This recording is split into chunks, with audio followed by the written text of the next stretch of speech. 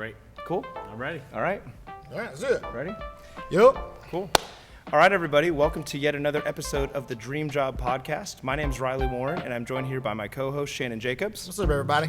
And we are super excited to introduce our next guest today, the amazing, the incredible Mr. Jeff Ausdemore. Thank you for those superlatives. I don't deserve either, but it's great to be here. Well, I could think of probably 20 more superlatives to add to that, Jeff. Easily. We're super thankful to have you here. And, before we get started, I want to just say thank you so much to Mr. Cassidy Lackey of TexasMarimbas.com for our first ever sponsor of the Dream Job Podcast. Yay, We're super excited. We've made it in the world of podcasting. Someone listened and liked our stuff enough to sponsor us and put their name with us, and we're super gracious and grateful for Cassidy and Texas Marimbas. I just got to say, we send all of our students to Texas Marimbas to get their marimba rentals every year, all of our beginners. They offer 3-octave marimbas as well as 4 and a third octave marimbas at super affordable rates. And Cassidy and his team are great to work with, and they'll come out to your house and actually Deliver the thing? Mm-hmm, Yeah. and set it up and, maintenance and all of that stuff. And so that's a great resource, and we just want to say thank you so much for their support. So thanks, Texas Marimbas. Thank you. Yeah, great people. I couldn't agree with you more, Riley. I'm telling you, Cassidy Lackey is such a great person and just has a heart for helping students. He's partnered with us at Texas A&M University Commerce. Oh, wow. He's partnered with StripeMind at the Professional Development Seminar. He's just an absolute gem of a human being. So I'm thrilled that he's your first sponsor. Yeah, and kind of lastly, one thing I forgot about him is that, it's cool, he's a former band dad. Right. So that's kind of Right. how he knows all Right. about, the need for Yes. great rental marimbas and all that stuff. So Yeah. Thank you, Cassidy, and thank you, Texas Marimbas. Well, Jeff, we're super excited to have you today. You've been what I call a friend of the program for many years, but especially the last several years, getting to work with you on a more personal level. And your career is something that I think a lot of people in our profession admire and strive to be like in a lot of ways. And so we're just super excited to have you on and to tell your journey. And I know Shannon has known you for a long time as well. 20-some years. We're getting close to 20 years, I think. Is that right, Shannon? Yes, sir. Wow. Yeah. That went fast. Yeah, well, if I remember correctly, the first time we met might have been that fall of '02 Fall when you of got 02. to UTA. Sir, Because I was in the UTA winter line as a high Sir. school student in 2001, Arlington Heights. and I met Ron. Yep. And then you were there, and they were like, and Ron was like, "You got to meet Jeff." And that was like 20 years ago. Wow. Now, those are great memories, Shannon.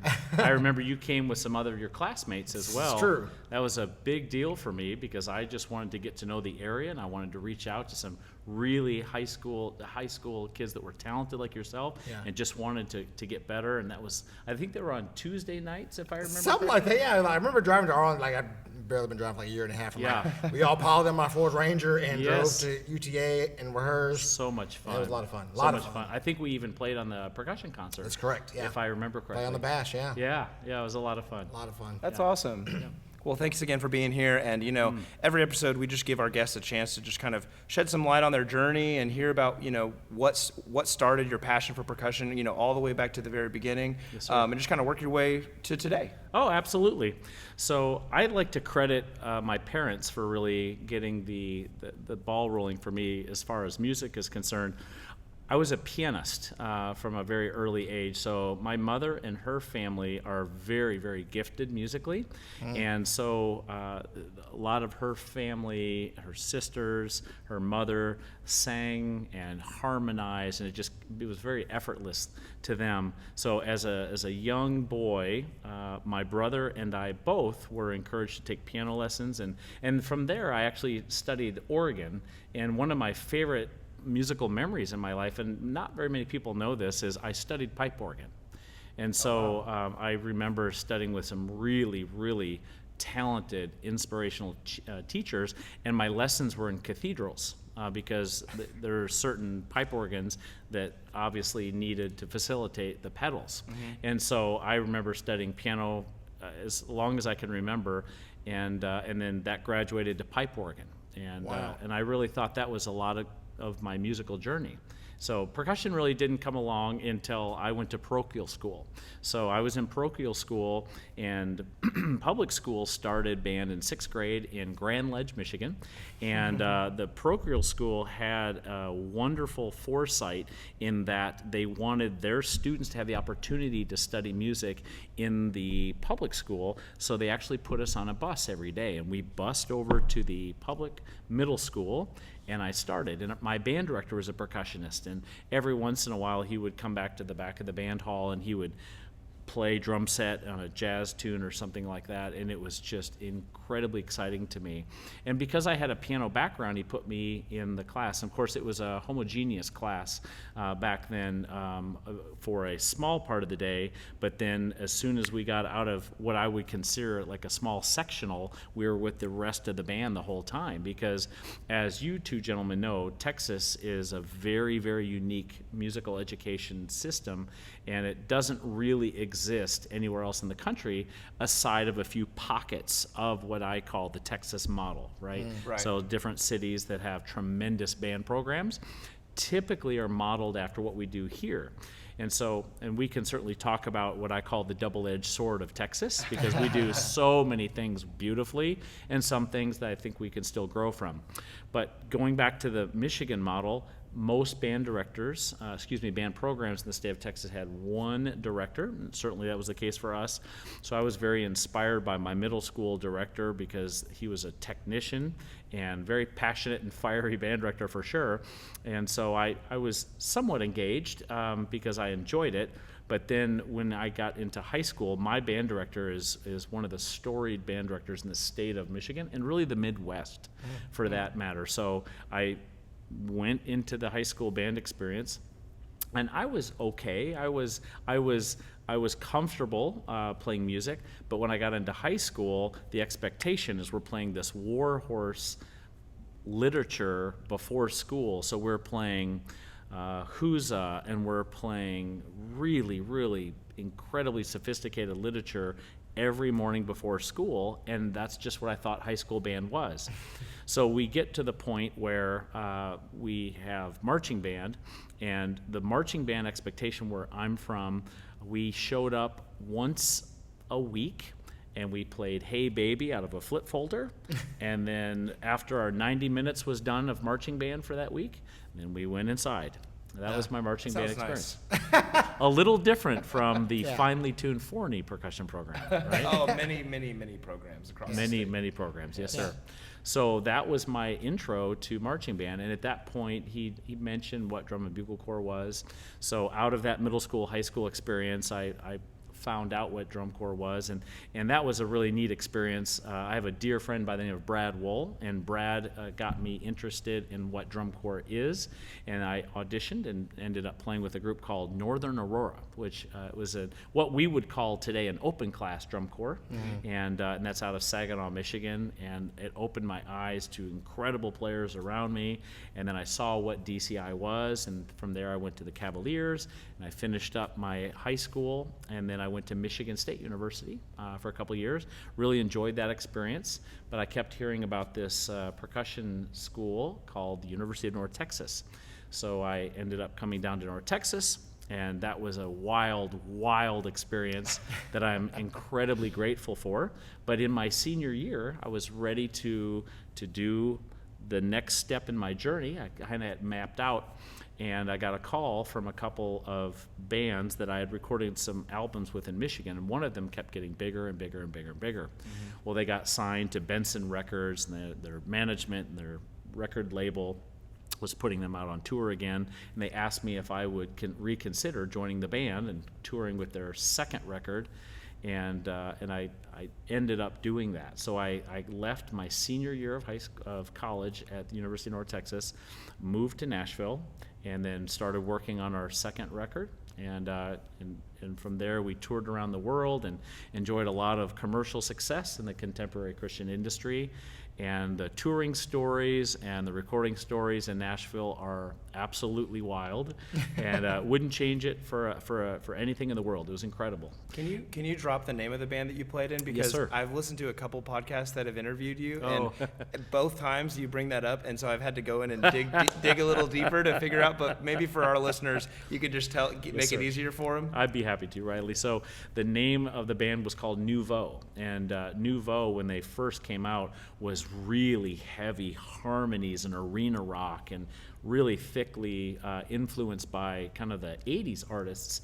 And I was attracted to the songwriting, maybe not the style of music, but the songwriting and the harmonies were literally why I joined the band. In fact, the record label agent and the manager that were calling me when I was sitting in my apartment in Denton, Texas, convincing me to come take the audition, said, just go to Target, buy the album, and if you don't like it, we'll never call you back. Wow, And so I bold. did. And so I did. That night, I got off the phone. I went to Target on University Drive and Golden Triangle Mall over there in Denton, Texas, and I bought the album, and I just kept listening and listening, and I just fell in love with it. So when I got there, we changed style. So for those of you going out and Googling Nouveau right now and finding them on YouTube, the first album is very heavy and thick and a lot of electric guitars. The album that I recorded and subsequently we toured and kept going forward is lighter. It's acoustic rock, and they kept the semblance of harmonies and such. That's awesome. Yeah. Yeah, thanks for sharing that. Absolutely. With us. Yes, sir. And so after that, After that, I was in Nashville, and we had a 5-year, 5-record deal with our record label. And touring around the world really, really wears on you after a while, especially when you have close friends. And so we worked really hard to start to record our third album, and we were just starting to come apart, I think, at our friendships. And we decided for the health of our friendships, we would try to get out of our contract, and we did successfully. So while I was thinking about where I was going to finish my undergraduate, I started doing studio work. And so I ended up doing studio work in Nashville. As you might imagine, a lot of country sessions, contemporary Christian, and believe it or not, a lot of people always chuckle when I say this, but a lot of hard rock and metal sessions. nice. So I can see it. My double pedal got quite a workout in the 90s. I think there's a picture floating around of you on Facebook with the long hair. Unfortunately, in the metal I think days. you're right. Yeah. Once it's You're on right. Facebook, you know. Yeah, it's gospel. Yeah. So that was fun, and I have a deep friendship with the Davalas now. Julie and Lalo are dear personal friends of just about anyone they meet. They're just those kind of people. Oh, yeah. I didn't know Lalo at that time, or else I probably would have really pursued going to Middle Tennessee State University because it's such a strong program. I ended up going to a little university called Belmont University. So I finished up my undergraduate at Belmont University and started auditioning and interviewing at different graduate schools. And at that point, I went to New Mexico State University, where I probably had the most transformative musical experience of my career. So my teacher is named Fred Bugby, and Dr. Bugby is an Eastman graduate, and those were the experiences I was looking for, because I was looking at Eastman, Oberlin, I wanted a different experience than University of North Texas. As good as North Texas is, I really wanted something very different. And when I found that experience in Dr. Bugby, and he's an incredibly passionate 20th century scholar, I was hooked. And we just clicked, and I learned so much from him, and I just got an entirely new understanding of 20th century music, not only as it relates to percussion, but just in musicianship and just thinking differently as a musician. And as Shannon can attest, it was there in graduate school where I treated all of my students like loving laboratory rats. And I say that, and I always do this to people. If I taught you at New Mexico State, I apologize for everything I put you through in a loving way. We had a great time, and there's incredible music educators that I was fortunate to be around and teach at that time. Right. But we definitely pushed ourselves in terms of what was possible rhythmically, texturally, that kind of a thing. So, Well, you're not the first person to apologize to former students for the way you treated them on this podcast, so it's all out don't of feel love. bad. It's Yeah. all out of love, Yes. right? Yeah, so that was a wonderful laboratory for me to start to grow my voice as an arranger and as a composer, and I had really hungry students that were all about it.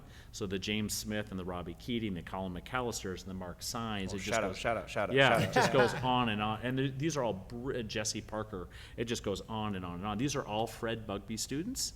And as the graduate student, I was fortunate to just have a hand in that. Yeah. So I was arranging for the marching band and just getting into drum corps a little bit. And I was asked to go consult with the Blue Knights. So I went up and I did their technique program in the front ensemble. So I would go in the winter in 04, 05. This is right as I was getting out of graduate school, right before I met Shannon, and I came back to Texas to take my first job, which was the University of Texas Arlington. Nice. So I was starting to get back into the drum corps scene, and I had taught maybe 4 or 5 drum corps at this point, but this was an opportunity for me to just kind of reconnect at this point after being on the road as a drum set player for so many years. So there I am in UTA. So I come here to Arlington. It's my first job out of graduate school, and I enjoyed that very much, teaching with the great Dr. Michael Varner, Yep. as we all know. And that was a fantastic experience. From there, the job at Colleyville Heritage High School opened up, and so I interviewed there, and after taking that job, I stayed there as really the only percussion job I have ever had in my career, and that was, I don't know if I've counted in a while, probably 12 or 13 years. Yeah. And then as that naturally faded, I had some other interests brewing. I'm sure we'll talk about that as an entrepreneur and so on and so forth. But the beautiful way that I was so fortunate, I have a dear friend by the name of Dr. Kay Rogers. Dr. Rogers was the principal of an incredible school in Grapevine, Colleyville called iUniversity Prep. iUniversity Prep is the nation's most successful online school, second only to Stanford University, actually, and that's Never heard of them. Yeah, fairly strong, as it turns out. So Dr. Rogers just ran this incredible school and asked me to come aboard, and so I ran the music portion of that school at iUniversity Prep before I ended up doing what I'm doing now. Very cool, Yeah. and I certainly want to hear a little bit more about iUniversity Prep. Yes, sir. And thank you for sharing with us your super unique backstory. I think we could dive into any part of what you talked about, but let's talk about your time at Colleyville Heritage, because I think a lot of people who are currently teaching know about that time period when you were there. That was really there was a hotbed of percussion, great percussion directing going on in those years, and a lot of you and other people in jobs like that kind of laid the foundation. Like I said, we had Kenan on, and he talked about so many people in the 90s and early 2000s weren't even full-time percussion directors, and so we get to this point in our history where people are being paid full-time to do this, and you're one of those people who kind of helped lay the foundation. So can you just let's just dive into the Colleyville years a little bit and talk about how your program was structured, and I know you had the drum club. I don't want to give it all away, but I've kind of read all about it, and I'm super excited to hear your kind of story with that. Thank you for the kind words, Riley. So I would be remiss if I didn't absolutely start and end with Kenan Wiley. So Kenan is a dear friend to all of us and the absolute GOAT. Absolute GOAT. Yep. So when I was at UTA, I knew that I wanted my own program. I love teaching college. That's a very special age group to teach, and with it has a lot of pros and some cons. And when you have your own percussion program, as you both know, when you have incredible musical and personal influence on a child coming out of the 5th grade, and you hand them off into college, there's nothing more magical and really heavy about that responsibility. Yeah. And I had always wanted that opportunity. So preparing for that opportunity, I was on the phone with Kenan all the time. Prior to me taking the job, as soon as I took the job, and then of course ongoing. Yeah. And we would be here for another week and a half if your equipment would continue to run about the times that I would call Kenan and I would talk about some pedagogical thing that worked beautifully when I was teaching older students, like drum corps students, like college performance majors. And I'm wondering why it's not resonating with a 10-year-old. Right. Because I thought that, and just naively so, and this is a big part of my consulting practice and some of the things that I hope to impart upon my students at University of Texas A&M Commerce, is that the way that the brain develops does not allow us to say, you're just a little adult. You're just shorter than adult. So therefore, I'm going to teach you this sophisticated concept slower, and you'll get it. Right. As you both are very, very accustomed to, and you know this, most people, including myself at that age, did not.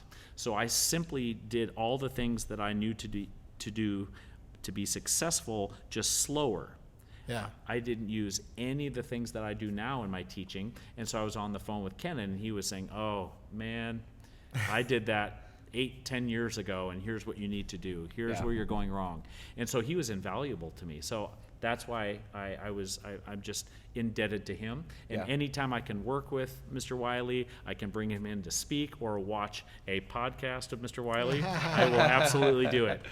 So the Colleyville job was incredible for me. I was very fortunate in that it tends to be a very successful, wealthy community in terms of the socioeconomic status. But the neat thing, and this is just Jeff Ausdemore's personal opinion, the neat thing about that particular community is the majority of success for those families in that community were generally first generation.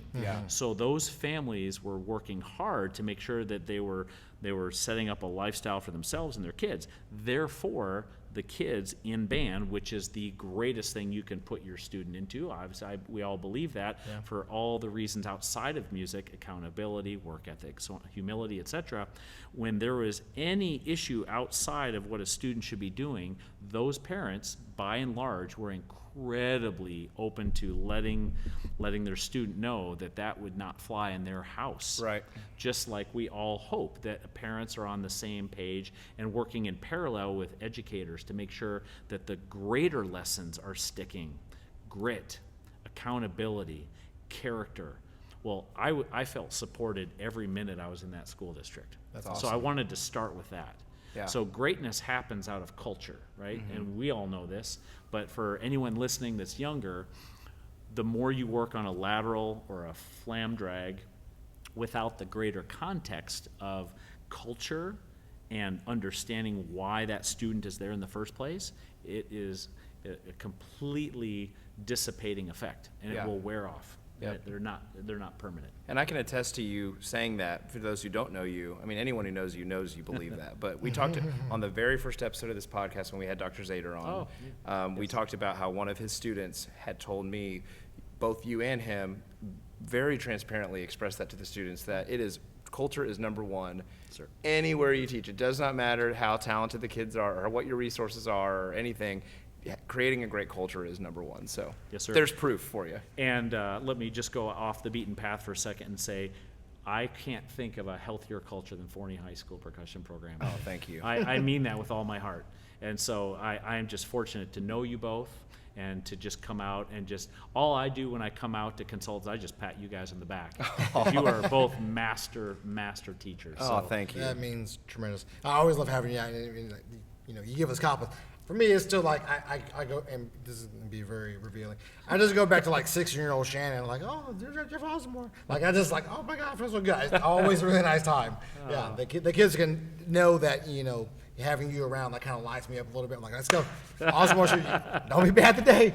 No ticket. Let's go. Oh, that's great. It kind of lights me up, and I think they enjoy it too. And they know I speak very highly of you. Obviously, it's like, man, that guy's he's really smart. Like when I was that young and met you, I really literally thought you were the smartest guy I ever met on the planet. I was like, he's like way smarter than anyone I know. It was just really fun and always kind, and it's just great. Thank you, Shannon. Yeah, and going back to culture, right? That thing takes time.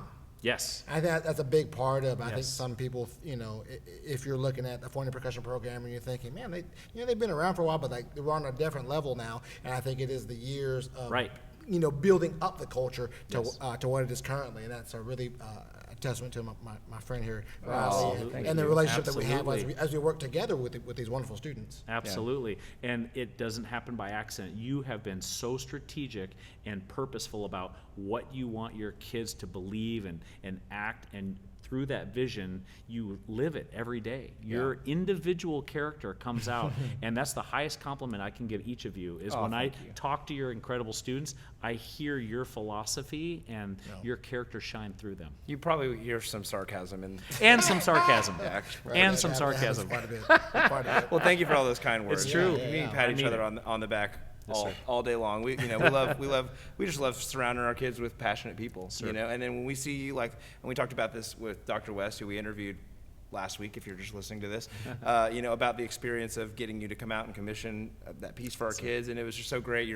You live, you know, on one side of the Metroplex, right. and you're teaching in one, and you're just swinging by Yes, on your sir. way back, and, you know, we're there at 9 o'clock, That and you're was clicking so sticks, fun. and you're working with our students, and Oh. I was just like, I'm just getting excited, you know, So having you fun. out. So, yeah, it's So great to have fun. you. And if you don't have someone like Jeff in your program, find someone. You know, if it's not Jeff, there's so Mm-hmm. many great educators out there who can be that for you. And it's not just for your students, it's for you. Having someone Yeah. like you Absolutely. makes us super excited to come to work and get to work with you every day. Absolutely. That's a stigma that we need to get over in our society. I love that you just said that, Riley. Yeah. So I will say we do that incredibly well in one aspect of music education in the state of Texas, and that is wind band directors. Yeah. Wind Clinics. directors, Yeah. clinics, right? Yeah. All the so, time. so the three of us could name 20, 30 incredible names. Jolette Wine, Lynn Jackson, Anthony John Gibson. Benson, Anthony Gibson. It just goes Phil on Clements. and on. Phil Clements. It goes on and on and on and on. We could name 50 without even trying. Right.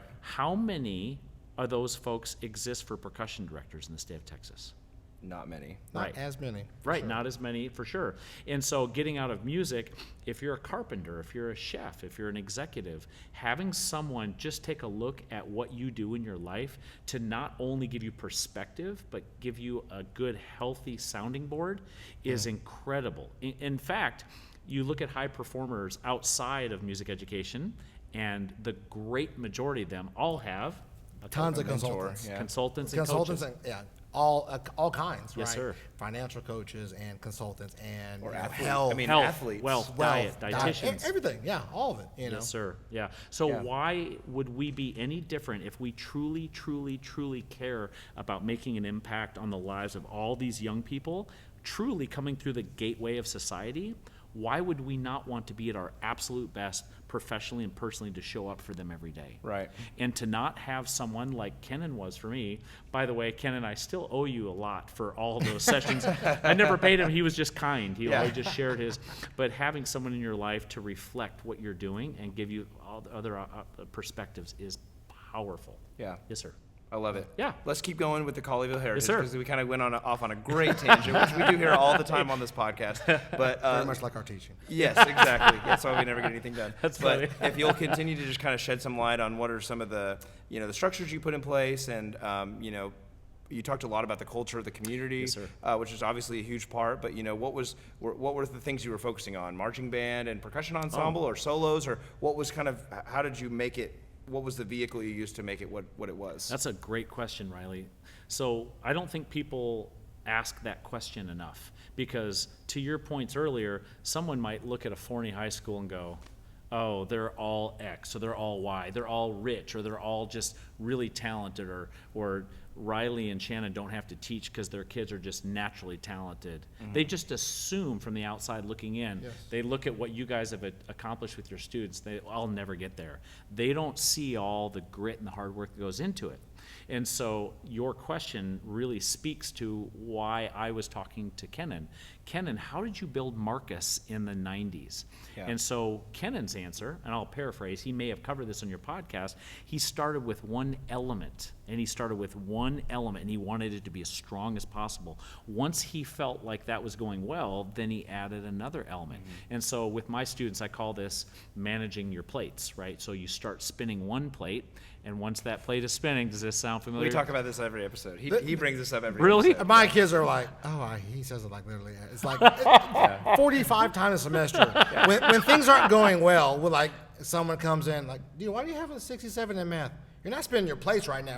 But you gotta, I get those plates spinning. Yeah. That's funny. So a plate broke. Like, whose plate is that Whose on the plate floor? is that? Exactly. Yeah, Oh, yeah. exactly. Yep. So Kennan, that really struck a chord with me. So when I took over Colleyville Heritage, my predecessor is a gentleman by the name of Chris Hayes. And Chris Hayes was a very good teacher and gave Colleyville a lot of success. The success just manifested itself in a different way than the folks that I was teaching with. We wanted to take them in a different direction. So we built on that success and said, well, you students really like drumline. That's great. We're going to hit the drums differently, and we're going to go in a different direction, but we're going to foster that love and then take it somewhere else. So zooming out for a moment, culture was our first perspective. What are the attitudes like? Why are they in band? What do they hope to get out of band? Let's lean into that, listen carefully, and then really parallel that with our goals and our hopes and make sure we are really going in tandem with that. So if I was to be a little bit more blunt about it, the marching percussion thing was already fairly strong. We just needed to refine it. At that point, the all-region process was something that one student, Mr. Luke Budiarjo, auditioned with me. We went to area because I was learning too. I didn't know anything about Allstate. So I said, hey, I'll ride the bus with you. Luke, let's go learn together. And so we went out to Professor Tom McGowan's place at Tyler Junior College. Oh, wow. And that's where the area audition was. And I sat behind the panel for the first time and heard all these fabulous students. And I went, wow. This is quite the ordeal in the state of Texas. And I knew in that moment of hearing all those great players that this is the key to our development, is putting the onus on what does the individual need to do to create the sound and the facility to be a great percussionist. Yeah. And so I knew that was my first roadblock, because the Colleyville students said, oh, only the nerds work on all region. No one does that here, Mr. Ausdemore. Yeah. We're about drumline and the percussion concert with our guest artist. Oh, okay. I'm taking it all in, and then from there, that became the next plate to start to balance, the individual player. That's awesome. And so you mentioned this earlier, Riley. The other thing that I had a really neat plan for, and I'm really proud of this, when I was studying with Dr. Bugbee, we had freshman studio class every week. And so I thought, why would I not do this in high school? So the first year that we were there, we started something called the Percussion Club. And the GCISD Percussion Club, I've been fortunate. I've presented it at PASIC. I've presented at TMEA a couple times in other states. And the Percussion Club is simply a way to foster engagement through friendships and culture. Yeah. Information is completely secondary to the feeling of belonging and meeting people and striving to be great musicians. So the way that it was structured was after Wednesdays, because that was a big church night in the state of Texas, we did it right away. So if students wanted to go to their church activities, we had the sixth graders come from all the feeders for a brief amount of time. And without going into all the details, they would stand next to each other, and then we had different colored shirts, and we played the CD game, which you put in the CD from Ken and Wiley's book, and we'd all flip and play to different exercises, and different schools would play, boys versus girls and school versus school, and it just became this really fun, big pot of camaraderie. Yeah. So the sixth graders would play, but the key was having seventh and eighth grade mentors up with me. So the seventh and eighth graders would be demonstrating up with Mr. Ausdemore. Sixth graders would leave. All the band parents, the percussion liaison parents, would be giving them high fives and passing out snacks and see you next week. Don't forget we've got a concert in 2 months. Oh, good job today. Yeah. And the seventh and eighth graders would have their time. Then the high school candidates that Come wanted to, in yes sir, do the same thing. Same thing. Oh, cool. So you were always looking up, because let's be honest, if you have a sixth grader and they see Mr. Warren or they see Mr. Jacobs play, they just assume it's going to be good because you're adults and you're professionals. They just see. But if they see a student just 3-4 years older than them that went to their middle school playing something they've never seen before, they will be more inspired than anything the three of us could ever do. Yep. Yeah.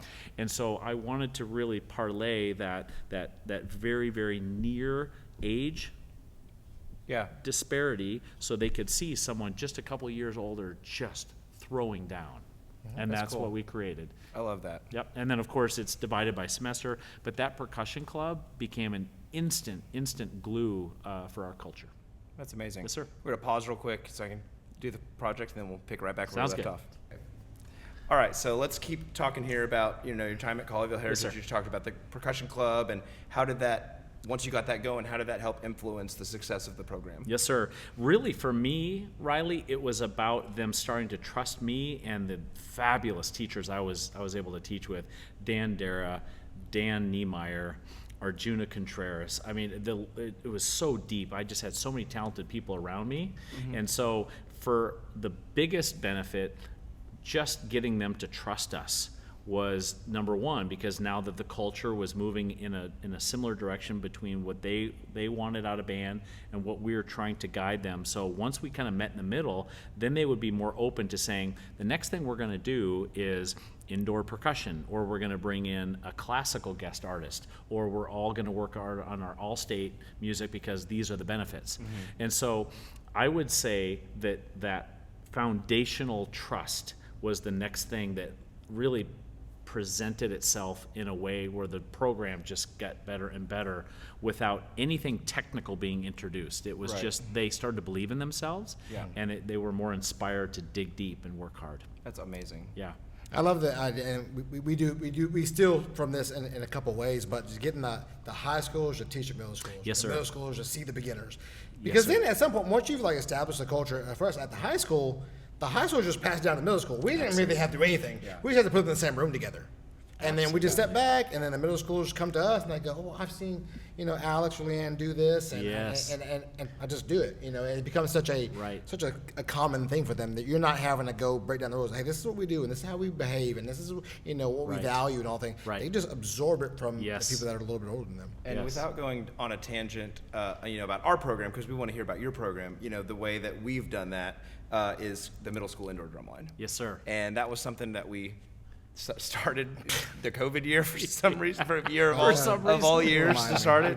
But and as many headaches as that provides us every year, we always get to the end of the season and we're like, we're gonna do it again? Yeah, we're doing it. At the end of the season, it's very rewarding. There's several moments in the middle of the season where I don't appreciate that Tuesday evening. Right. No, that Tuesday evening is some long Tuesday evenings. yes. But, very, very long. But we've got some great high schoolers who come over and they're so proud to be the techs. They're the techs, and they get to come over and work with the students. And it's got some of them have do it for several years, and I'm like, take the vibes. Right. Take the marimbas, take them, or take the snares. Yeah. Right. So I just think there's a million ways to skin a cat. We talk about that a lot on this podcast, and so that's kind of our way of doing what you explain with the percussion podcast. Think about how unique of an opportunity you're giving your students that very, very few opportunities come for others. So for instance, let's use Leanne as an example. So brilliant person, player. How she's going to TCU with teaching experience under her belt. Yeah. Think about how incredible that is for a second. And you have both created that for her. That's amazing. And the other thing I'll say about this, without sounding like we're putting on a commercial for just do indoor percussion, is this. Which I don't mind doing, by the way. Right, we can definitely go down that route. Because there's lots of benefits, right? Right. One of the benefits that people do not see or talk about is what you just said. Number one, if you said, okay, how many hours are these middle school students going to put into this? Okay, late nights, and they're playing marching percussion. Okay, I see a bunch of cons. Okay, maybe a rewarding performance here or there, and they look at it in a vacuum. Or with a dollar sign. Or a dollar sign. Of course, it costs money to do this. Of course, the production, of course. But here's where people don't put two and two together. When you zoom out and you look at all of Forney percussion, all those relationships are formed by the exact scenario that you just painted. Yeah. Yep. It's not just that one child's experience. It's that child's experience by interacting with the high school and looking at the pipeline and, of course, the larger, and this is so cheesy, but it is literally the familial aspect of saying, hey, Sarah, I know you're a fifth grader and you're now in percussion. It's nice to meet you. By the time you go off to college, if you choose to stay in this incredible family, I want you to feel like you're valued and pushed and you're inspired and you're passing it along. In that ecosystem is the magic. Yeah. Right?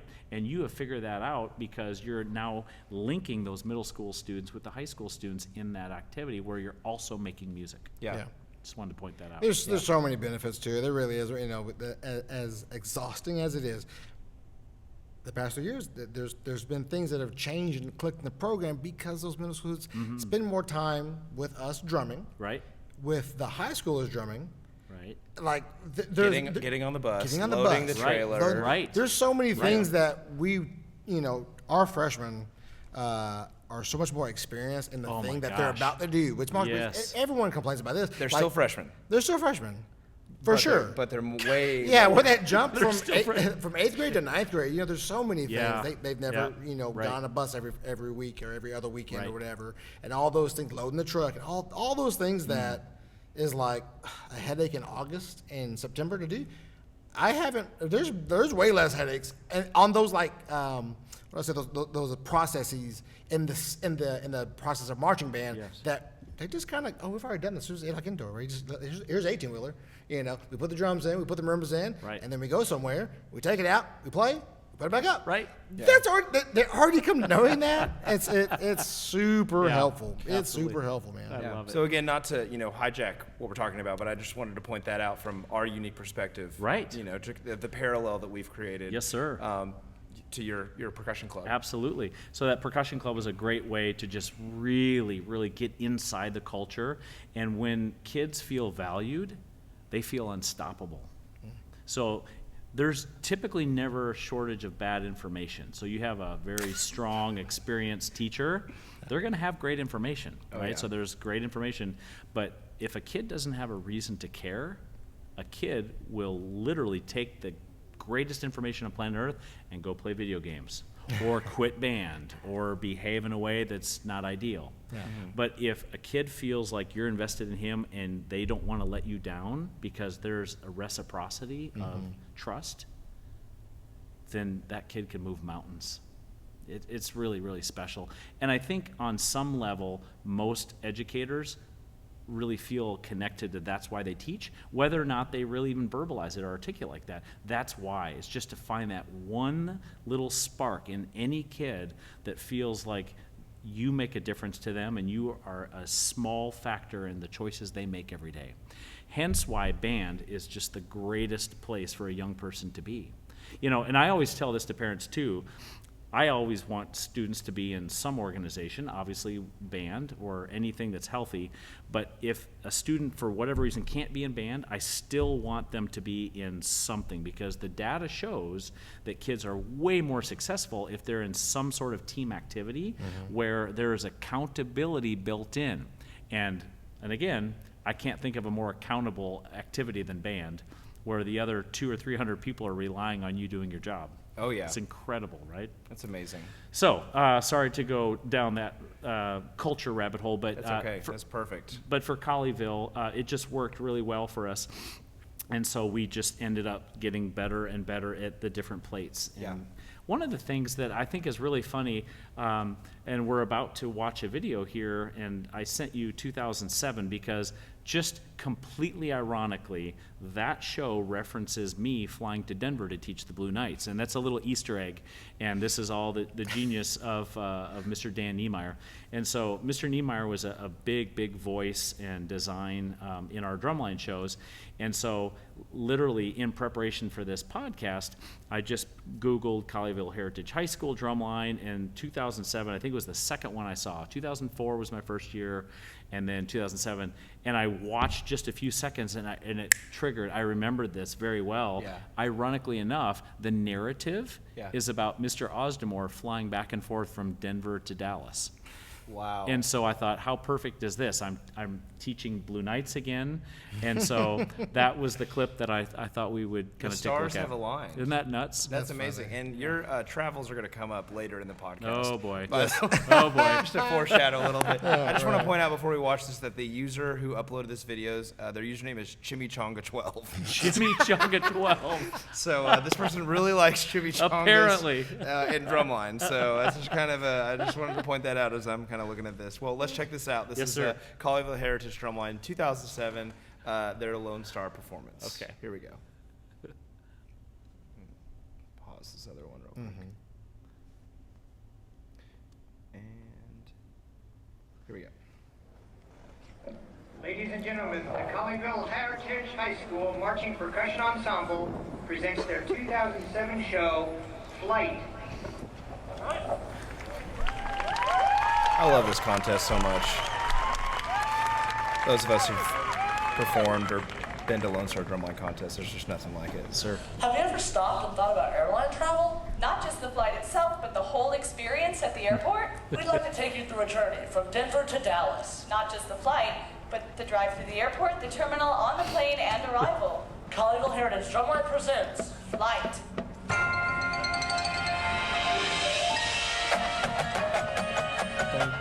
Little Gershwin there. That's right. Okay, so we've got some. Wait, I don't want to interrupt the them. alarm didn't go off. We have to be at the airport in a couple of hours. But I haven't finished packing yet. No time. Get in the car. We gotta go to the airport. That never happens to Mr. Ausdemore. Never. No, he has his own private driver. So the quads are dressed up as these guys, Yes. Oh yeah. and the pilots are the snares. Yes, sir. Denver airport traffic. Which terminal are we in? Terminal E, I think. David Holsinger, To Tame the Perilous Skies. Nice. Yeah, we've talked before about people needing to play more percussion ensemble in their drumline shows. And so, what are the bass drums? Blue, The TSA agents or something? I'm not sure if they're. tops, maybe. I'm not sure if they're using. Are they wearing coveralls? They might be mechanics or something. I'm not sure. And it looks like the students are or the front ensembles. I think so. travelers. I think so. They got their cowboy hats on and business suits. So as it plays, you can hear there's a lot of humor. So Mr. Niemeyer's personality and my personality come out, so you can hear they. The white zone is for the immediate loading and unloading. Airplane of reference. passengers only. There's no stopping in the red zone. So they're in the wrong parking spot. And they come over here. The red zone is for the immediate loading and unloading of passengers love this only. movie. There is no stopping Yeah. in the So white zone. little Easter eggs there. Ray Ulibarri down there, like, what is going on? Is he one of the judges? I think that's him down there. Here's a pretty quick tap roll if I remember. Listen to this. There's a spot. Let's see.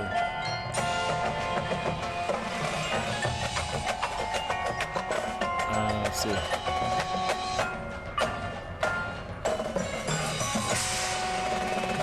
Nice. Yeah, by the way, the kids are playing great. Oh yeah. We're talking about everything else. Yeah, that's we're going having on. fun talking about the narrative. They're playing lights out. There are so many great players in this ensemble. Get my shoes on before we go running through the terminal. You ever notice This the is an airport isn't busy all-state until you're flute running player late? playing Flight of the Bumblebee with the quads. This is. I'll let you enjoy this. This is really fun.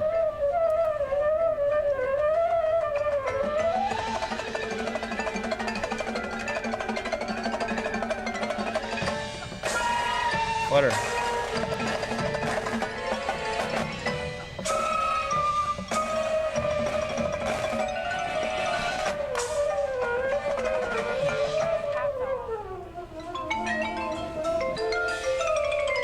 Yeah, keys. Yeah. Double tonguing.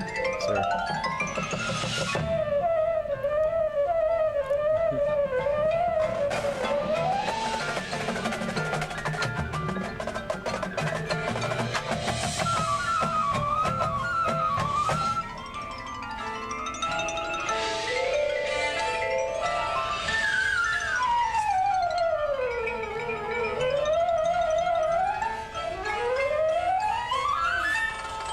So you get the idea. Yeah. So the show just is really fun. It's light, but to your point, just some incredible players. When I was in high school, there's like how many singers we have that year? 8 or 9. Yeah. Looks like it. Looks like they're playing cheese chichettas and book reports and crazy. I didn't even know what those were when I was their age. No. Wow. There's all-staters in there. There's probably 4 kids that went on to march in drum and bugle corps and major music. So the talent in those ensembles for all those years was just so much fun. So Mr. Niemeyer and the rest of the staff and I just had fun coming up with fun shows that we knew that they would really sink their teeth into. That's amazing. We'll get to this at some point, but you're are you still currently the NTCA percussion vice president? Or? Yes, sir. Okay, and I just love that there's so many like indoor things that were still kind of new at this time, like the narration and obviously the marching and playing and Right. The synths and the electronics that you just unapologetically have at a 10 in this show,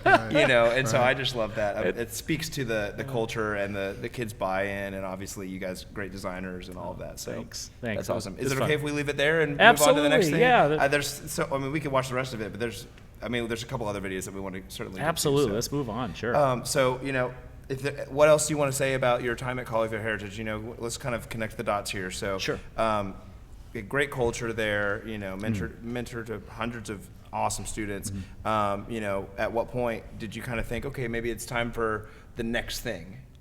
Well, I want to interject there. Okay, go ahead. Because I know a little bit about Ausdemore, how as you got the Colleyville thing kind of up and running out of that, like you were saying, you just kept on adding plates. Sure. And I think especially those students that spend a whole 4 years in the Colleyville Heritage High School program, they got a lot of different experiences. Oh, yes. And I wanted you to kind of let our audience know how you balance those things. 'Cause I think the question we get asked kind of often is like, well, how do you do this and this and this and Right. that and this and this? And your kind of interesting approach of like all the things you wanted your students to be able to experience while in your program. Oh, I'm glad you brought that up, Shan, because I wasn't going to talk about that. We started with what I called the portrait of a senior. So if the portrait of a senior, let's call her Samantha.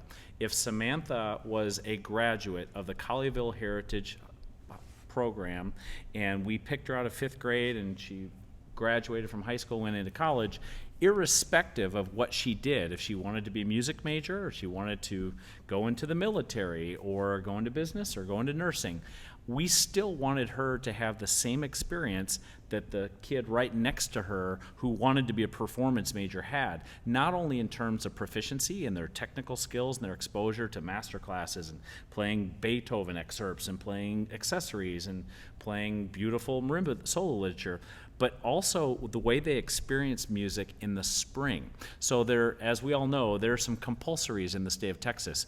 We kind of have to do marching band, we kind of have to do concert band, right? So for the good and bad part of that, but we do have flexibility in the experiences around those. So we decided that out of a 4-year rotation, every spring would be different, okay? Now, when we did move to indoor, probably 6-8 years after that fun Lone Star video. It was at the end. It was like 2010, 11, 12, 13, somewhere in there, 14.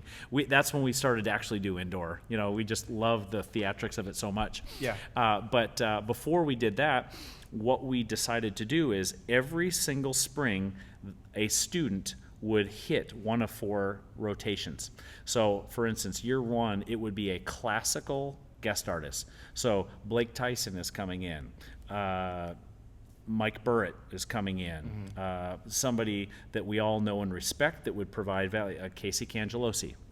For instance, those guys would come in and play with us as a classical artist. The next spring, what would happen is let's just call it a pop artist. So that pop artist would be Steve Smith. It would be El Negro Hernandez. It would be Paul Wertico, like the world's greatest drum set players, Marco Minimon, for Pete's sake, just incredible drum set players. So we would have a classical artist, we would have a pop artist. The next year we would do a new music rotation. And the new music contemporary concert would be trying to pull their experiences in a way they didn't. So I mentioned Dr. Bugbee, so he's been a big influence on me, and he really opened up my love for John Cage, Steve Reich, all these incredible composers. So we played a lot of contemporary pieces, and in that we would collaborate with the fine arts department on campus. So the one shining example I tell people for them to understand this is we found one of the most gifted painters in the school. She was a senior, and I said, on our percussion concert on this date, in 3 months from now, we're going to play a piece of music, and I want you to not listen to it. I'm not going to let you hear it. And I want you to react to it live, and I want you to just improvise a painting. Well, the piece we used was written by Michael Burritt, The Doomsday Machine. And so we set up the Doomsday Machine, and on the concert we had a single spotlight on her. She had this beautiful white canvas, and I said the piece is, and I'll just make it up, 3 minutes and 19 seconds. So you have 3 minutes and 19 seconds, and whichever colors and mood, I want you to react. And so that was one thing. And then the very next piece, some of the dancers in the dance department came out and they played a choreographed ensemble piece. They danced a choreographed ensemble piece to one of our students playing Astral Dance by Gordon Stout.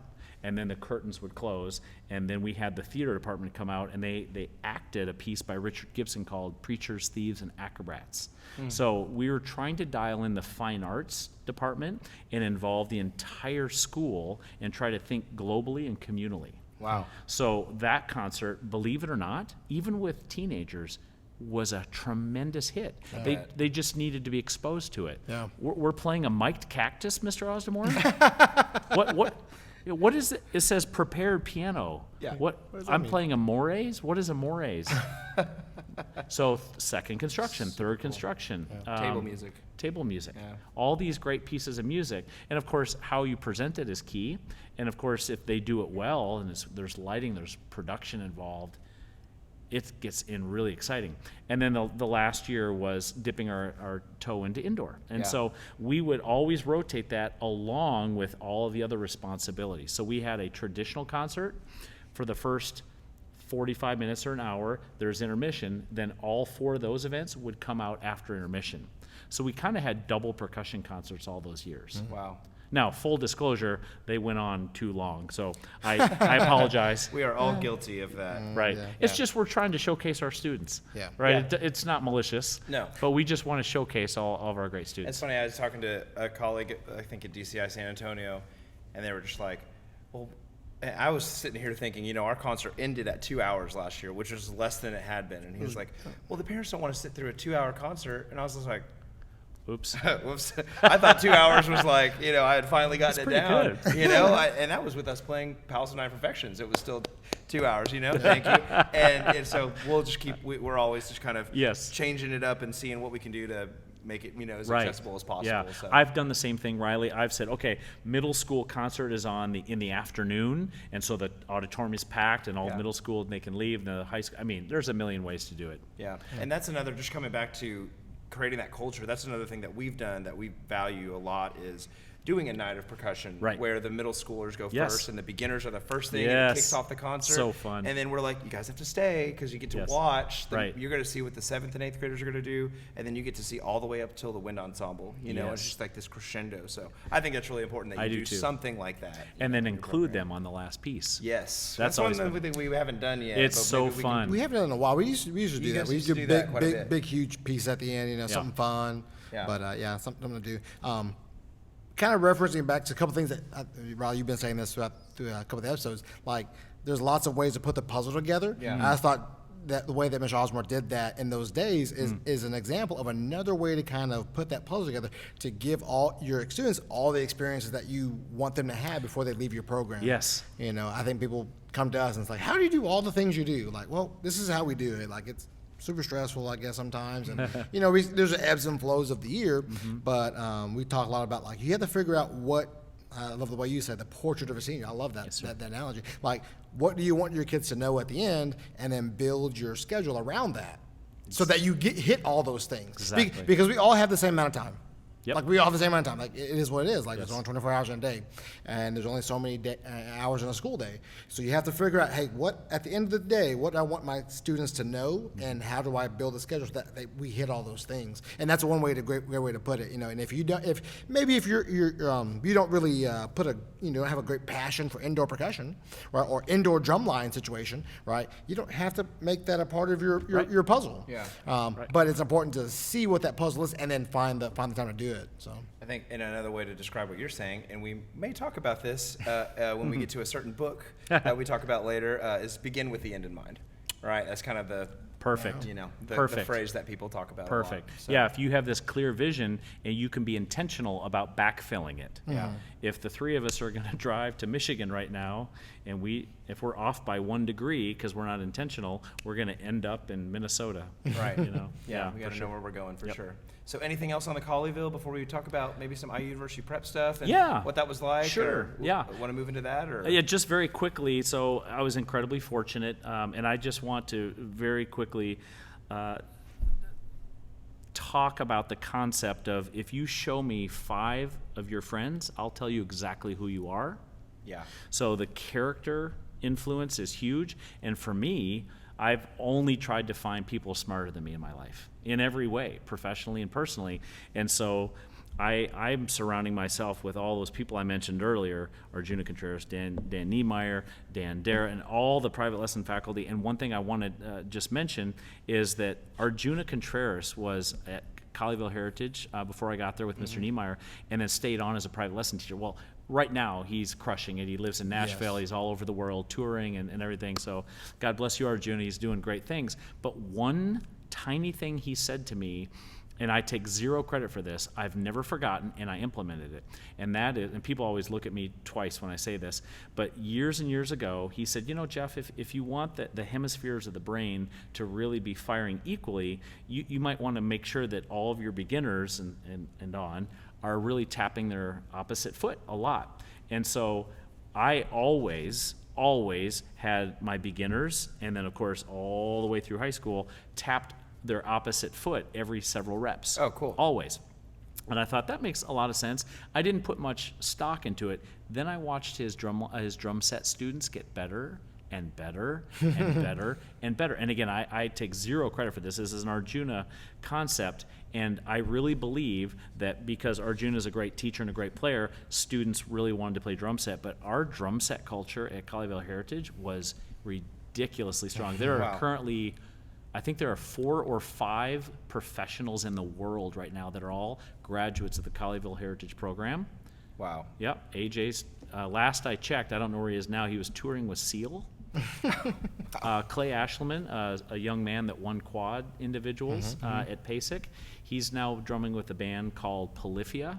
Yep. And well, so we can come back and talk about the connection there because I'm really great friends with and marched with Cameron Carbone. Oh, Cameron. Who he has that Paragon drums with. Yeah, they're dear friends. Yeah, that's a free shout out, Cameron. The next one's going to Cameron. cost you. Yeah, Cameron. I do love Cameron though. We have a kid taking lessons who we just started taking lessons. Cameron's with great, and I think he's back up here in the Metroplex. He is. Yes, he just recently moved up. So Cameron and Clay are dear friends, and so people like Clay, people like Kevin Smith, people like AJ Novak, people like Taylor Watson, Kip Allen. Kip is he's crushing it in Nashville, and all these students either studied directly with Arjuna or absolutely influenced by the drum set culture we had at Colleyville Heritage.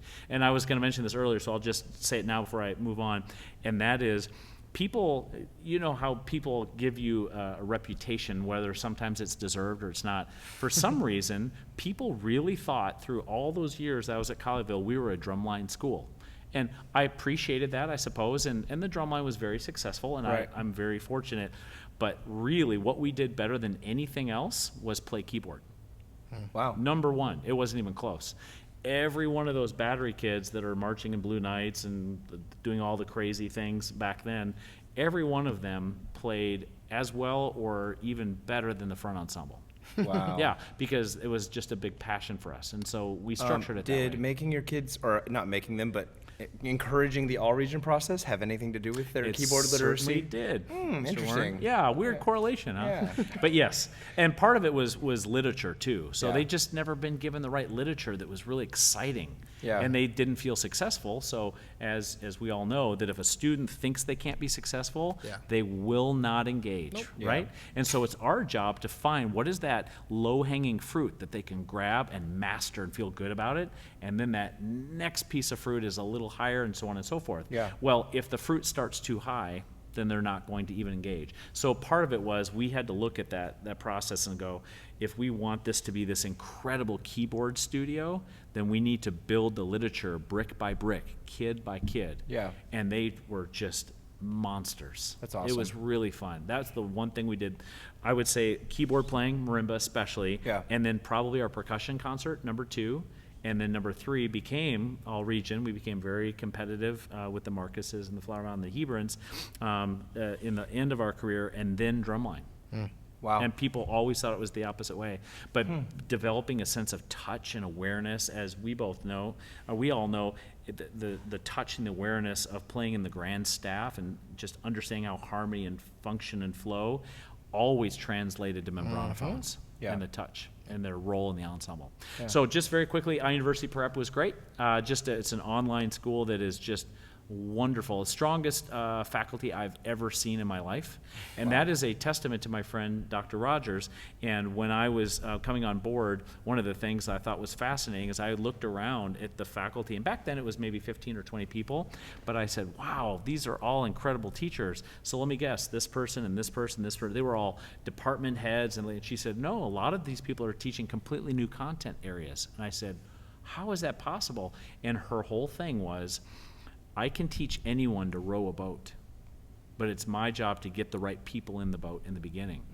And the chemistry of the faculty, it was just as much a deciding factor as Dr. Rogers as to who came on board in that faculty. Yeah. So incredible people, I miss them very much, wonderful connections with students that are very non-traditional.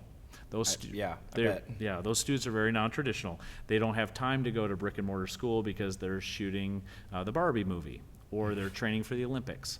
Yeah. So my relationship, or they're modeling in Italy, those type of students. So my relationship with those students was certainly unique because they're all over the world doing things. But I still ran the music and the theory and the music history portion. It was really fun. That's really awesome. Yeah. Cool. I think the next thing we're going to talk about is the adjudication portion Sure. of your career, if it's Yes. okay to get into Yeah. that. Kind of walk us through, because where you're at now is you're an adjudicator now. You're not for DCI as of this year because you're an arranger true. for the Blue Knights, and you have your company Strive Mind with Mike Garcia, true. which we're going to talk about, and you're an adjunct at Commerce, and you're probably running around in a circus somewhere, and maybe you're an extra in some movies and all this other stuff. I'm just making That's stuff not up at this true, point, but that's funny. But I'm just saying, based on all of the things that you do, it wouldn't surprise me that you have your hand in other things. So I do.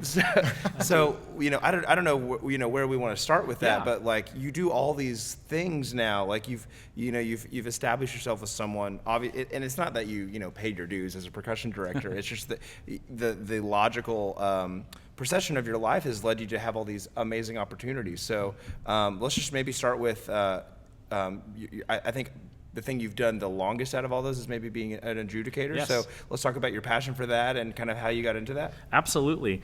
I could talk about this for a long time, but the real kernel of this is born out of the fact that I was teaching drum corps, and I had a very, very flattering conversation with one of the judge liaisons, or the judge caption head at that time, told me, Jeff, when you are done teaching drum corps, it was the Blue Knights at the time, they said, we would love for you to talk to us about judging. And I said, I'm so flattered, but I'm not interested in that because, number one, I don't have those skill sets. Number two, I've heard a lot of politics are involved. Number three, number 4 or 5, and so all those things. So I very politely said, thank you. I appreciate the offer, but probably not. And then as I got to the end of my time with Blue Knights, the first round, 2010, I kind of reflected on that, and I said, I'm going to look into this because drum corps has given me a lot. And so I'm very, very thankful, and I'm incredibly aware of I wouldn't be anywhere where I am in my life and my career without all these experiences. And I thought, not because I think I'm going to be good, but because I think I owe it to the people that have given me so much, I'm going to look into it. And so I started talking to those folks again, and they said, yes, here's how it works, here's how you're training, and so on and so forth. And I started leaning into it. And I love to tell people this, so all the drum corps fans listening, listen very closely. In that conversation, I told this person that we all know, by the way, if I see something that I believe in my heart is happening, and somebody from Drum Corps International tells me that that's not right, or you need to look at it again, or this group might need to be in this, Right. any hint of impropriety, not only will I quit on the spot, but I will tell the world. Yeah. I will make it my mission to tell people that there are politics involved and it's not real and there's all these outside influences. And this person, my mentor, said, absolutely, we welcome that. We want this to be healthy and altruistic.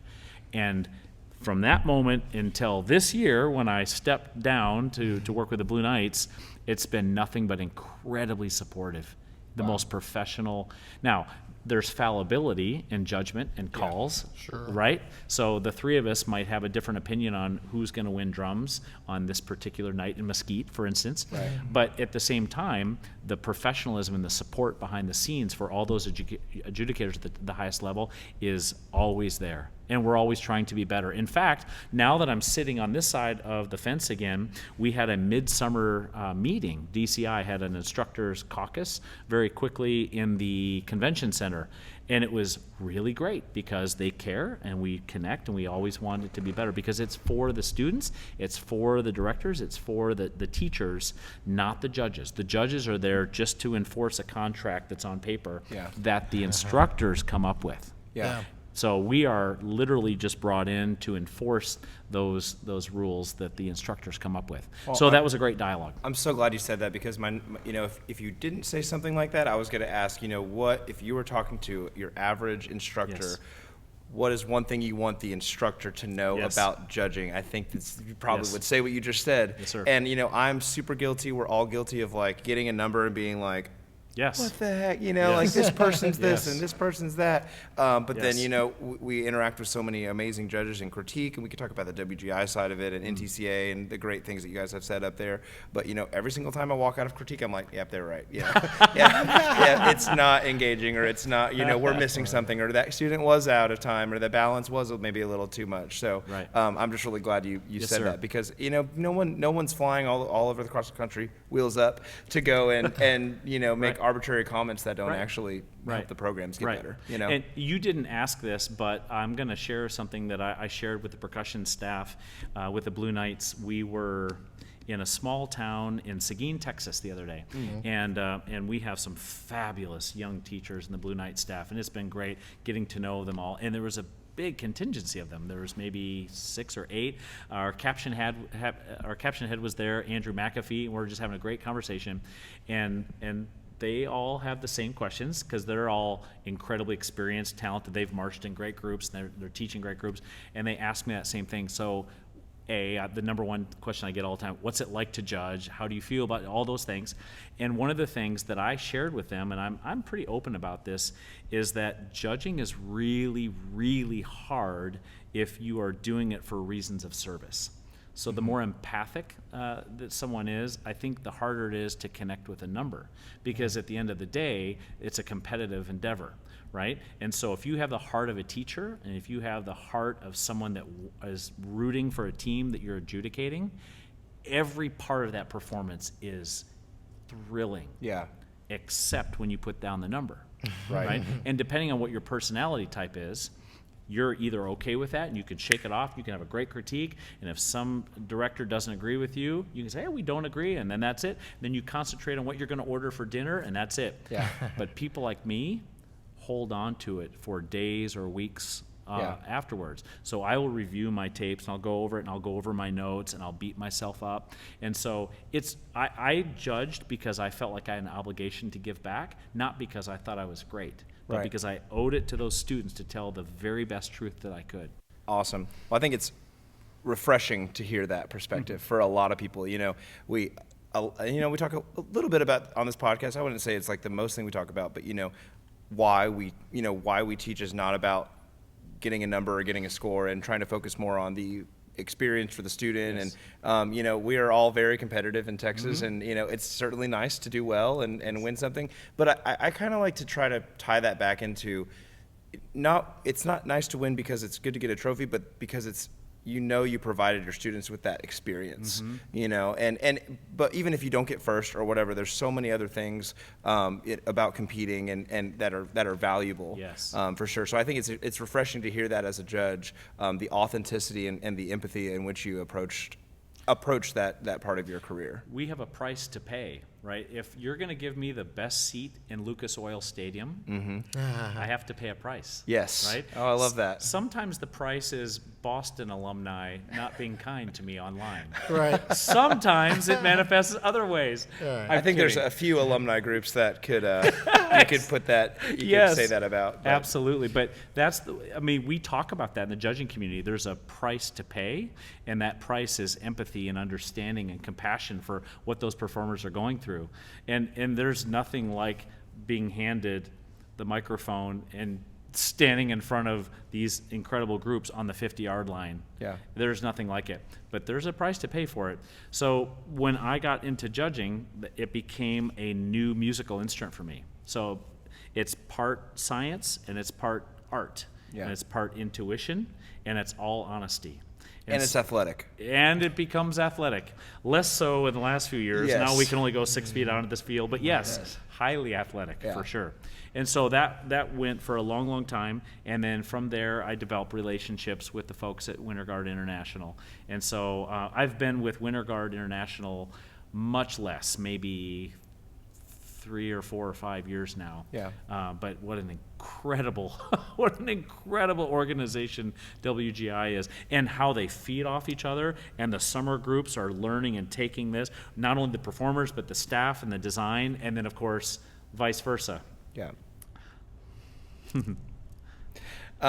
Yeah, I think that's amazing. And, I'm kind of shocked to hear that you've only been with WGI 3 or 4 years because you're so, looked up to in that organization, and you're wheels up every week, and you're Yes. working with other, whether it's a WGI circuit or another local circuit or California or Utah, or it's funny, we even ran into each other at Utah. airport. In the airport one time. I'm like, of course I would run into Jeff. I brought that up the other day because I really? just flew into Utah, and I was with Jeff Schoeffel. Oh, yeah. Jeff- Me and him marched together. Yeah, so I've never met him. Yeah. And so he was on the plane, and he asked if he could sit next to me. Oh, wow. And so we had a great chat all the way to Salt Lake, and we're walking through the gate, and I said, guess what? The last time I was on this escalator, Riley Warren came down, and I just brought that story up. That's amazing. Yeah. Yeah, I was going to see my brother who That's lived in Utah at the time. But Yes. that's super cool. And we'll come back to that later. But like I said, watching the influence you have on the activity,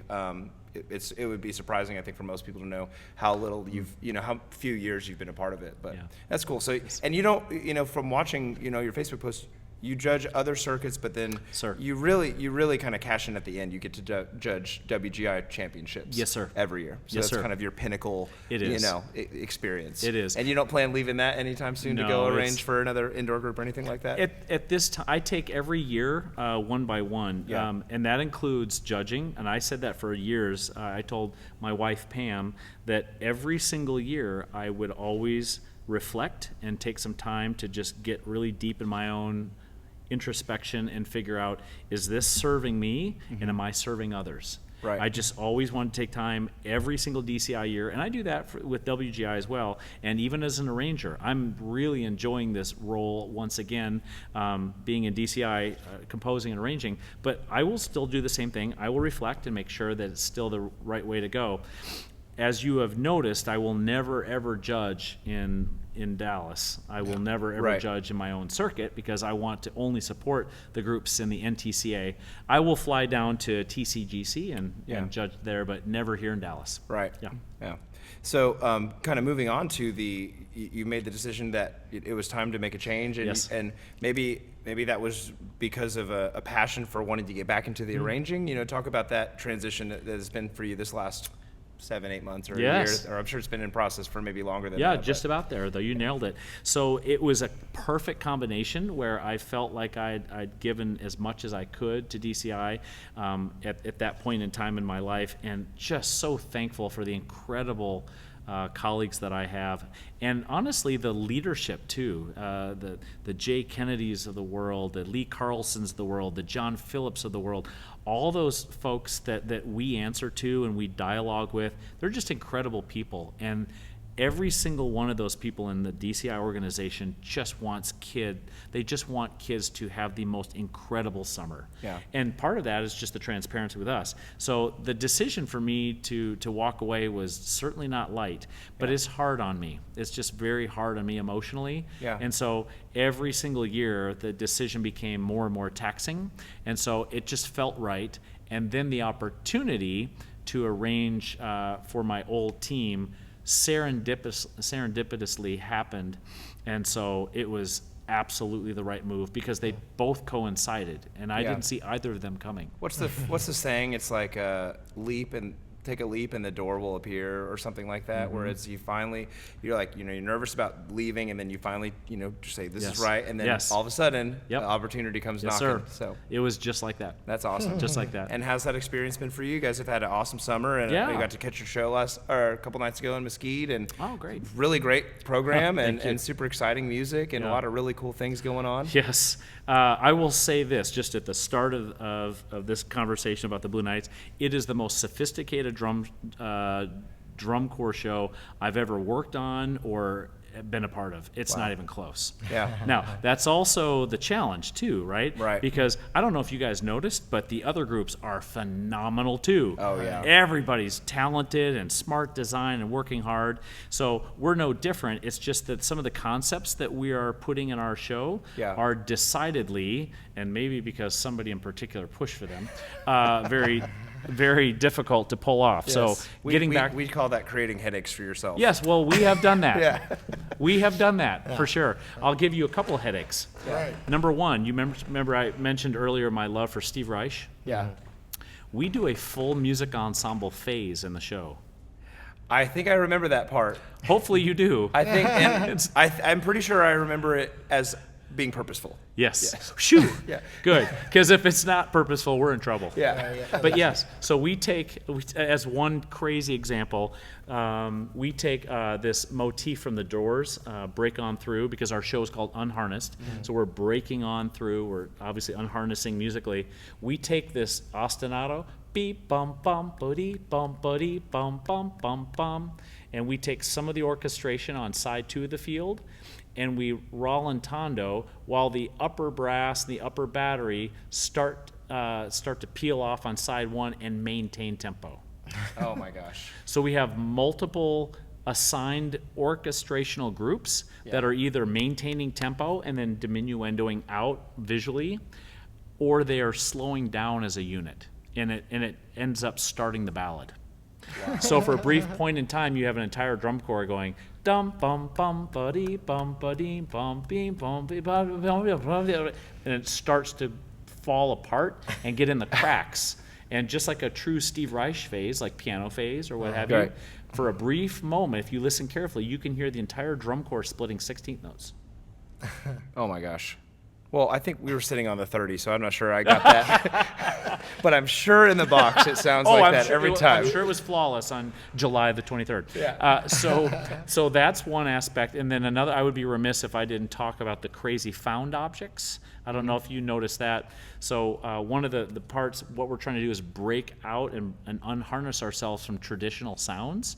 And so what we did is we put wooden planks and metallic objects and found objects, meaning skillets, popcorn pans, and metallic objects, juxtaposed to, I put the Fern Ensemble in a separate modality, D-flat pentatonic major, to be specific, and all the marimba players go out on the field, and they're playing on these custom individual pods. We call them obelisks. They're playing these custom little percussion pods with either wooden planks that are just gorgeous, either the Purple Heart playing their beautiful wooden sounds or the metallic sounds. And of course, every obelisk has a wireless mic. And so all those sounds are being picked up and they're balancing. And then out of that moment, we have a brand new musical instrument that we've debuted. So the good folks at Mapex and Majestic had a crazy idea that I leaned into, and I partnered with them in the winter camps because it was all or nothing. Oh, yeah. And so what we did, and I'd say we, lightly, they created a shell that has no air vents. And so the only way for air to escape is a breathing tube on the top. So our bass drummers put down our traditional tonal drums, Right. and they pick up what we call melodic bass drums. Yep. So they pick them up, and they put the breathing tube in their mouth, and by air pressure, it becomes part aerophone, part membranophone. So in addition to the craziness, I know you guys are not even fazed by this, I know, No, I mean, because you yeah. know me. Right. I was waiting for you to bring this up. I was so hoping you've we were heard to talk about this. Okay, Yeah. So those crazy aerophones are being handled not only in terms of the composite rhythms that we're asking them to do, but their own pitch goes up and down. At some point, I don't know where we landed now, but at some point in spring training, they were experimenting with lower tuning schemes. They were getting almost an octave per drum. Wow. And of course, if that's not enough, so our brilliant Sound people yes, are phasing that through the mixer. you got it. So James Catherall is an incredible young designer, audio caption head, and part of our design team. He's just wonderful, and I just can't say enough great things about James Catherall. So he put a wireless mic on each one of those and is running it through the system and processing it as a vocoder.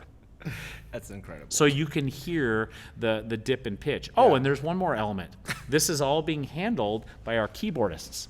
So our caption head, Mr. Andrew McAfee, went through and figured out as each person goes up in pitch on their individual drum, it corresponds to a certain pitch or chord in one of the synths.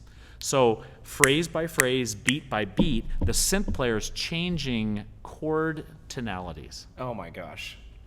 What part is there a part on the sheet that reflects this? Like Crazy. It's called craziness. craziness.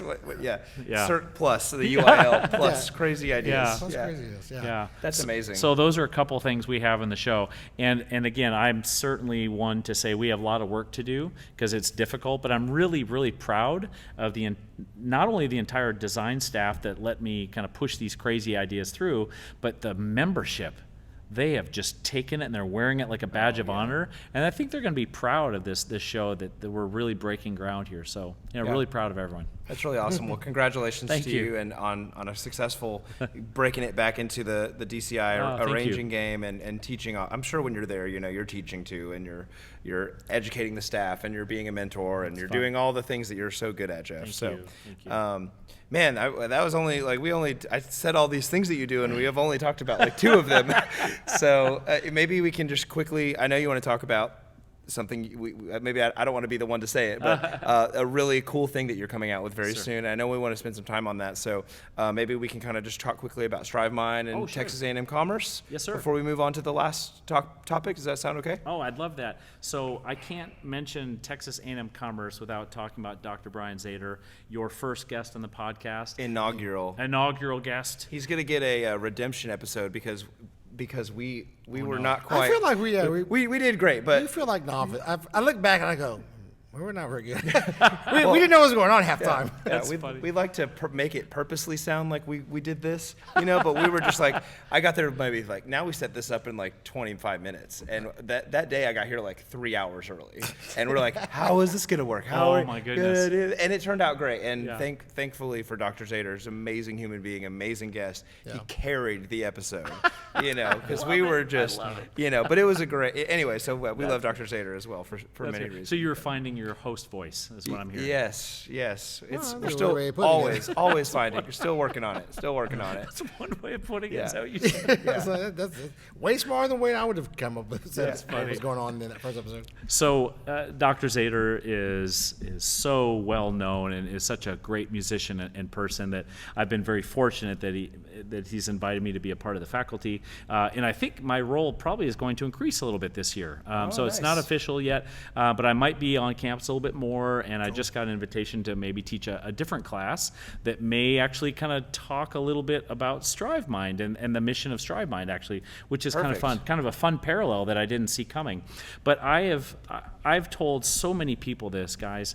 When I am in that studio at Commerce, there is a level of openness and transparency and just health that I've never seen anywhere else in any college studio. Cool. The students genuinely really love and care for each other. Now, of course, it's not perfect, like a family. We're going to bicker and fight and so on and so forth, but it is a 100% testament to Dr. Zader that he has created this culture of recruiting students that are going to fit in that mold of humility, musicianship, transparency, and it's great. And of course, the faculty that I get to teach with is not exactly shabby either. No, right? not at all. So I get to teach with Sandy Rennick, I get to teach with Tanner Leonardo, I get to teach with Lauren Teal, Dr. Zader. So the faculty there is second to none. The students are just so hardworking, and it's wonderful. It is truly the definition of a familial environment. That's great. Awesome. That's great. Yeah, That's awesome. I love it, love it, and it's why I'm able to stop out here every once in a while because I'm driving all the way out to Commerce. I'm selfish because you're saying you're going to be there more, and I'm like, okay, well, tell me the days. We'll plan our rehearsals for this. TBD. Yeah. I will get back with you. Yeah, so that's been great. And another thing that I guess I heard this. I don't know that Dr. Zader told this or someone else mentioned this, but like, what other university has 2 percussion methods classes or 2 semesters of percussion methods? right. Like, of course, everyone's Makes always sense. talking about we can't get to it all in one class, and true. it's like, okay, we'll just have another class. Yes. Make it right. Yes. Just add another class. Yeah, you well, that's know? Dr. So- Zader's leadership, and he advocated for that because, and unfortunately, it's becoming more common. I actually called another school that I attended, and they went from 2 back down to 1. Oh, Yeah, wow. believe it or not, because we all know you can't get it all in one. No, you can't get it all in 2. Yeah, that's true. Yeah. So I'll say one more thing about this experience. So I just taught the pedagogy class. Mm-hmm. The pedagogy class is open to graduate students and upperclassmen, and it's my love language. Pedagogy Yeah. is what I do, obviously professionally through StriveMind. But one of the things that I loved about it is my entire class is built on what I learned because I failed at Colleyville. Wow. Everything. Right? So, the 3 of us talked a little bit about when I took Colleyville, that first job. I called Ken and I was learning and learning and learning for many of those handfuls of years getting started. All of those come out in my pedagogy class. All of them.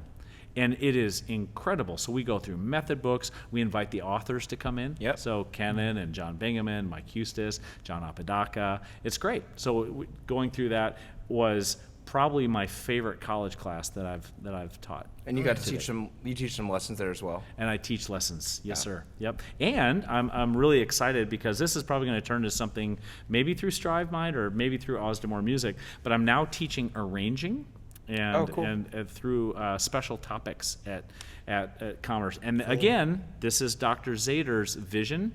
And so I'm not the only one. Sandy, Lauren Teal, and myself all teach special topics, arranging and composition to those students that are interested. Are you the 5-lit czar? I am the 5-lit caption head. I'm the Someone- nested 2-lit caption head.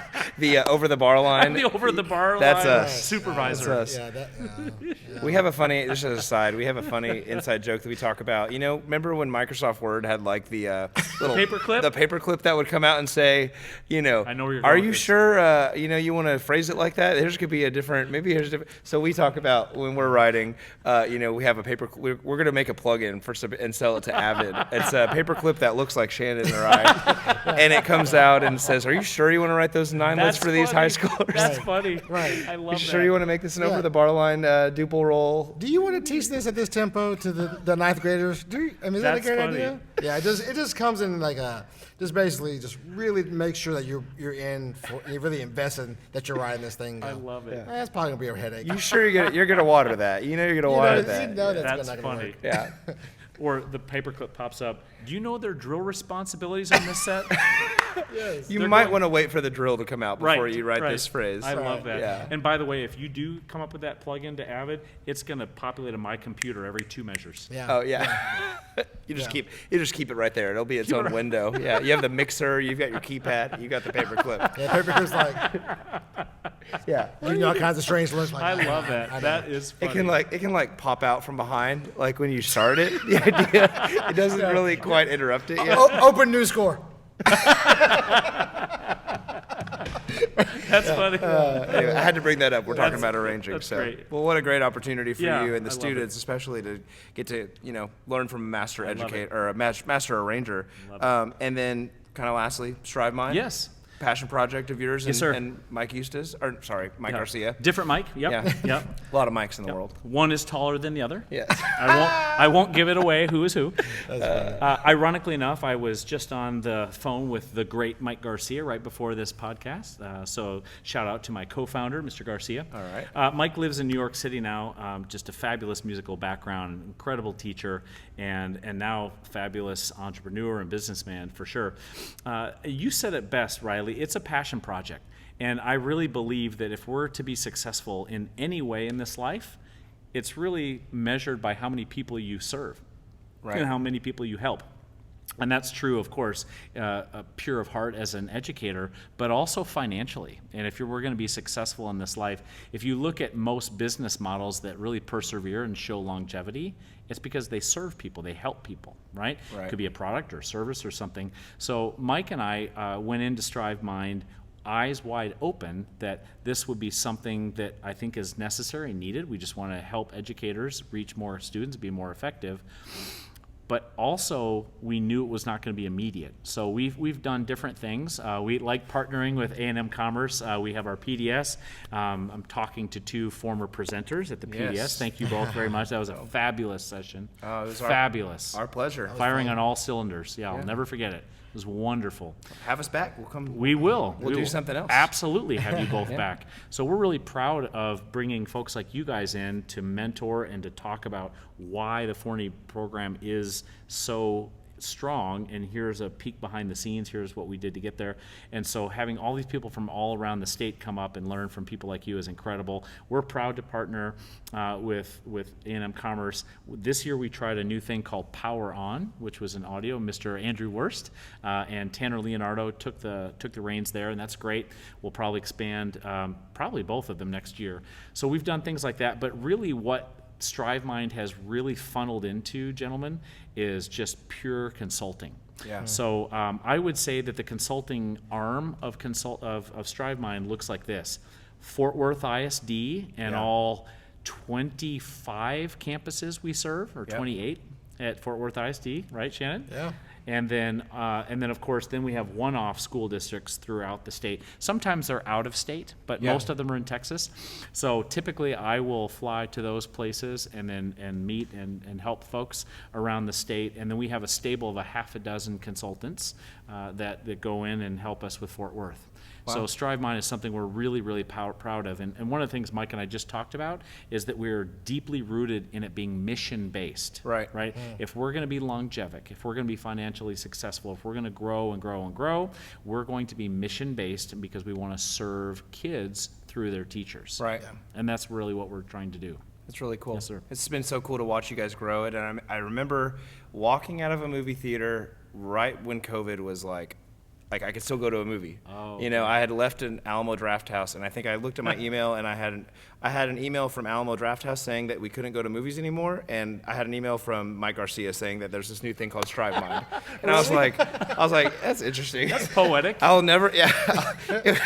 I don't know what you do with that, but I just remember Read this into moment. that how you wish. Yeah, but I mean, you guys No kind of, kidding. it was Wow. perfect. Honestly, kind of perfect timing. Right. I mean, would you say? I mean, It the was. year that followed and all of the access that students were able to get Yes. through the amazing educational roster that you guys put together, Yes.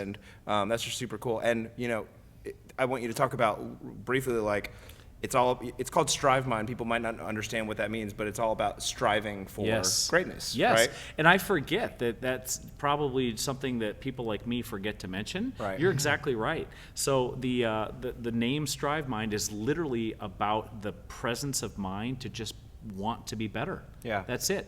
There's something that I do every morning. It's what I call the miracle morning. So I go through my own routine every morning, and in my readings this morning, I saw something that we've all probably seen or read many times, which is people overestimate what they can do in the short term, and they vastly underestimate what they can do in the long term.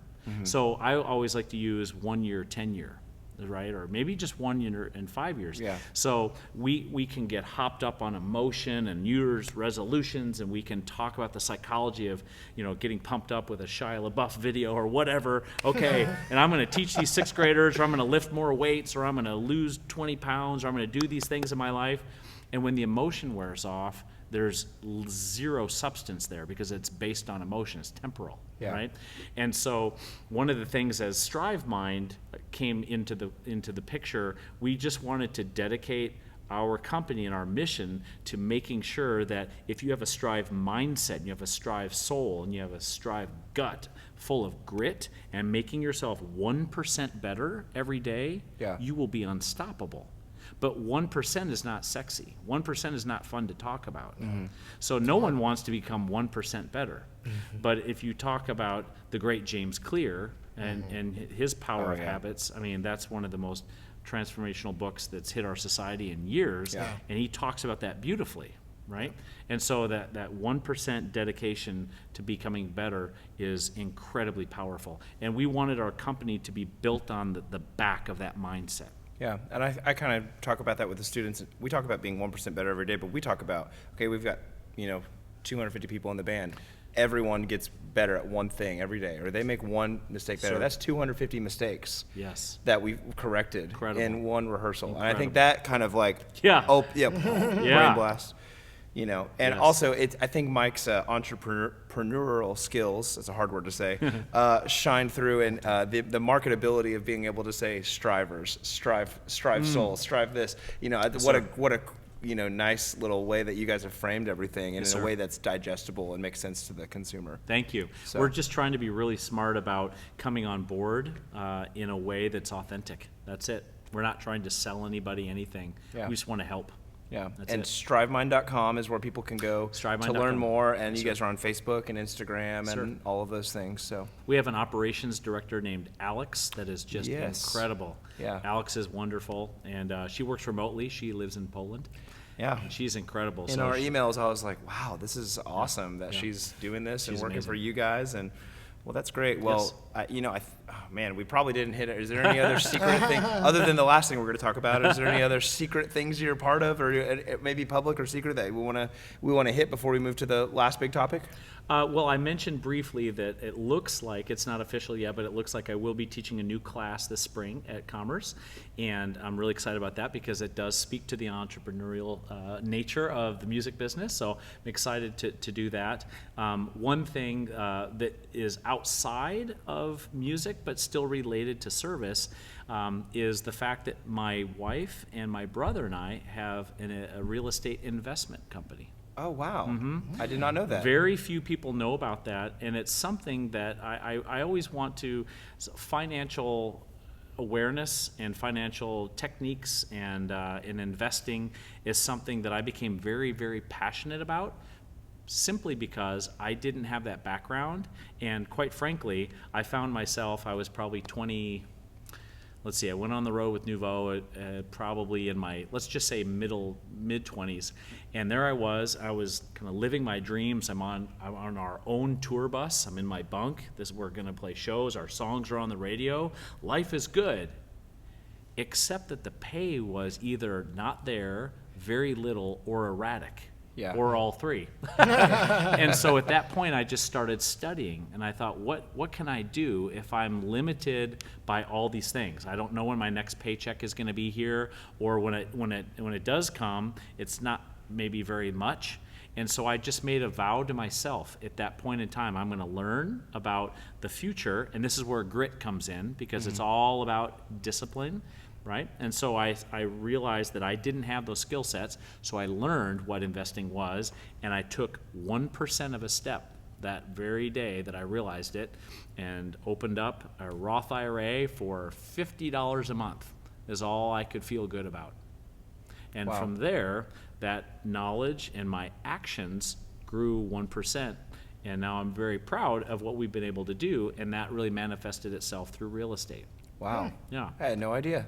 That's amazing. Yeah. And so do you offer any sort of, do you mentor anybody in that, or I do. Okay, I cool. do, and they're Is all that totally friends. just people? Just people you know. Yes, sir. You don't have any sort of front for that, No, or sir. anything. Wow. Nope, just completely what I have tried to do in the PDS over the last several years is I try to bring people in like Jimmy LeBrec. Right. And Jimmy spoke at our PDS, and Jimmy is a certified financial accountant or planner, I believe, but he's in the financial space. Right. Brilliant guy, by the way, incredible musician and teacher Yes. as well. But my point is, I feel it's important for me as a consultant and as a friend to let people know that your future can be incredibly bright and incredibly comfortable if you just take a little bit of a step now.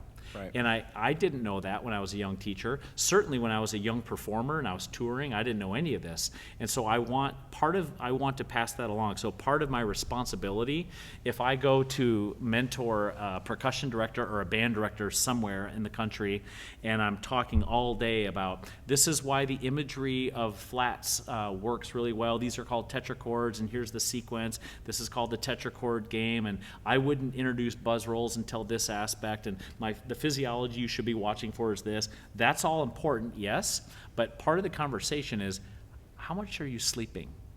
Right. Do you know what a 457B is? Yeah. Do you know the difference between a traditional and a Roth IRA? And it seems like, whoa, that's out of left field.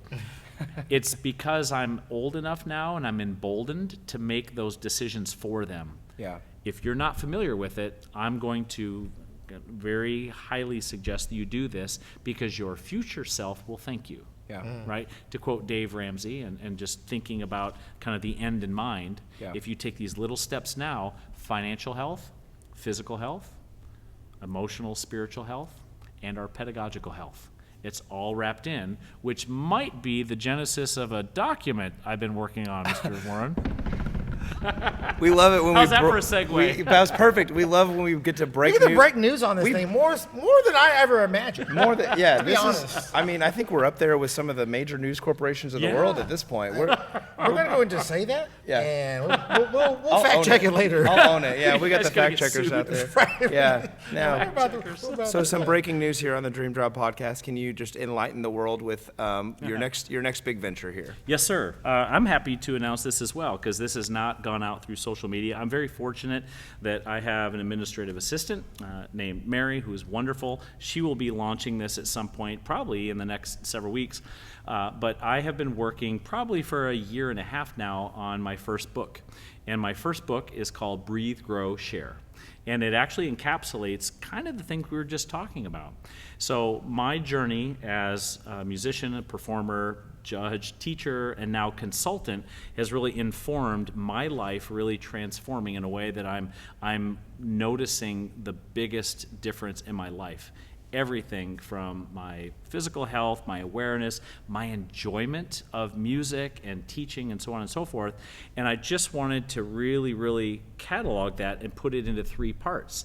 And as the book unfolded, of course, through many, many iterations of what I wanted to say and how I wanted to say it, it just became incredibly clear that these 3 sections of the book became breathe, which is prioritizing ourselves, breathing, posture, awareness, really enjoying the moment, the day, our physical approach to preparing to interact with those around us, our students, our colleagues.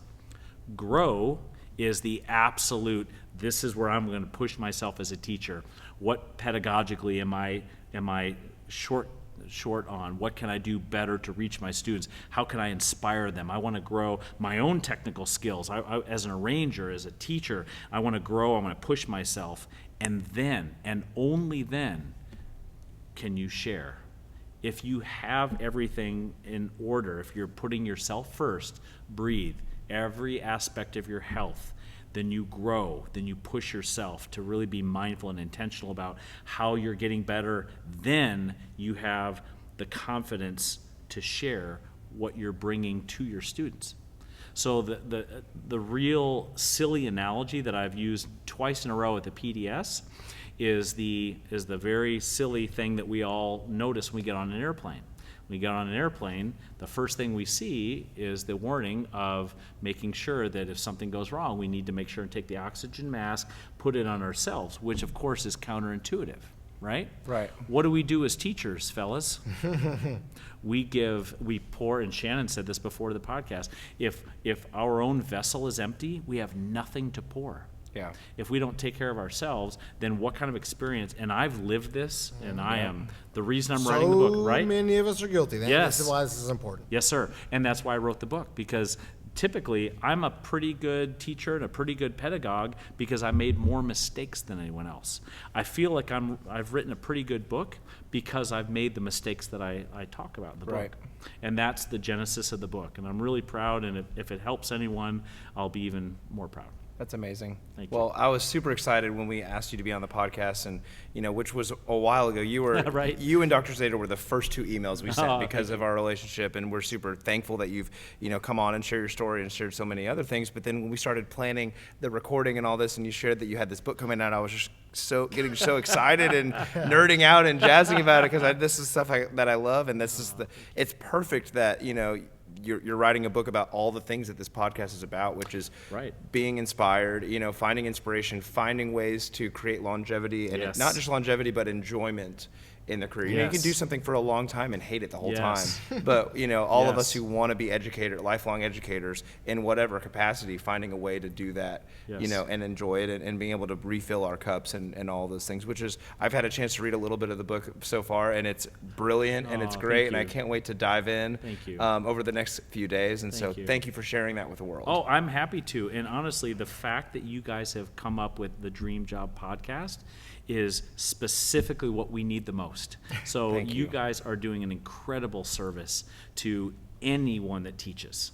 Thank you. And so I really can't think of a better partner is the concepts that I've written about and what you guys are bringing to the world through your guests and everything. And that's exactly what I feel too, Riley. I really feel like when you are holding such a noble position as teaching, we have to lift each other up. We've got to take care of each other because the most brilliant people in the world are leaving Yeah. if they lose sight of what's most important, and it has to come here first. Yeah. It's Yeah. got to be ourselves. It's got to be our own perspective and our own health so that we can look at our students energized and charged and aware of this gift that we have in front of us. Because if we lose ourselves, then unfortunately our students suffer. Right. And then we start to resent everything around us, our pay, our environment, everything that teachers battle. And it is a battle. It's an Absolutely. avalanche of feelings there. It is. Yeah, It is. It's such an important topic to talk about. I think you guys had emailed first, and then Riley came to me and said, "Jeff wrote a book." I'm like, awesome. I was like, I had this feeling at some point it would come. Like I said, Jeff, when I met you at 16 years old, I'm like, this is like the smartest guy I've ever met, but by far. So I love that you have taken your experience. You've had Thank you. a great many of them, a great many positive experiences, and like you said, as well as your failures, and to put that in the culmination of a text that will help others. Thank you. I know that's one of things that make you such a great person is your very strong desire to help others, and so this is going to be just another way for you to serve that, and I'm more than pleased to dive in myself, Oh, and thank there's going to be lots of people who really take from this and grow from this, right? Which is wonderful. Thank Yeah. you. That means a lot. I'm gonna have to learn to read first, but once I do that, That's a then, hurdle. Yeah, You'll get there. I'm excited to dive in. You'll get there. 1%. 1%. 1%, one word a day. That's right. One syllable a day. Right. Well, again, thanks for coming on the podcast and sharing all the awesome things that you get to do and the incredible, unique human being that you are. That's what you. Not just great educators we want on the podcast, but unique stories. Everyone we've had on had such a unique background. I think bet. that's important for people, listening all over the country and the world to hear, hey, this guy's from Michigan. Right. John Bingham's from Louisiana. Right.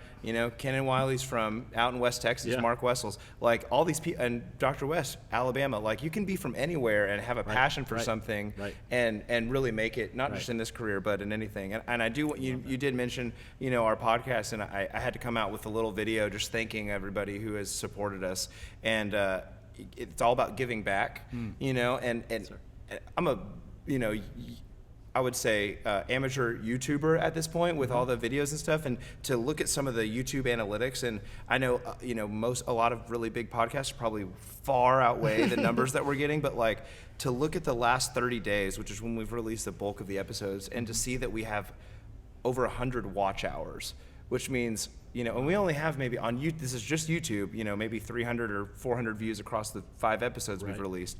But to know that people have consumed this podcast for at least 100 hours, it's like, wow, the impact is just like, it's so humbling. I bet. And we're just here to provide a vehicle for people like you to, to share their story, and for people to, but it's kind of funny. We were joking about like, is there a way to like give people PD hours for listening to the podcast? Hey, that'd be cool, kind of cool, because people are spending so much time listening. Yeah. And we very much appreciate all of our viewers and listeners, but I think that's great. You talk about just, the more, and we've had other people on here who said, the more you give back, the more you enjoy what you're doing. And so I think that's a good point to make. Service is, it's really important. I think, I know myself, having done this for going on longer than I want to talk about.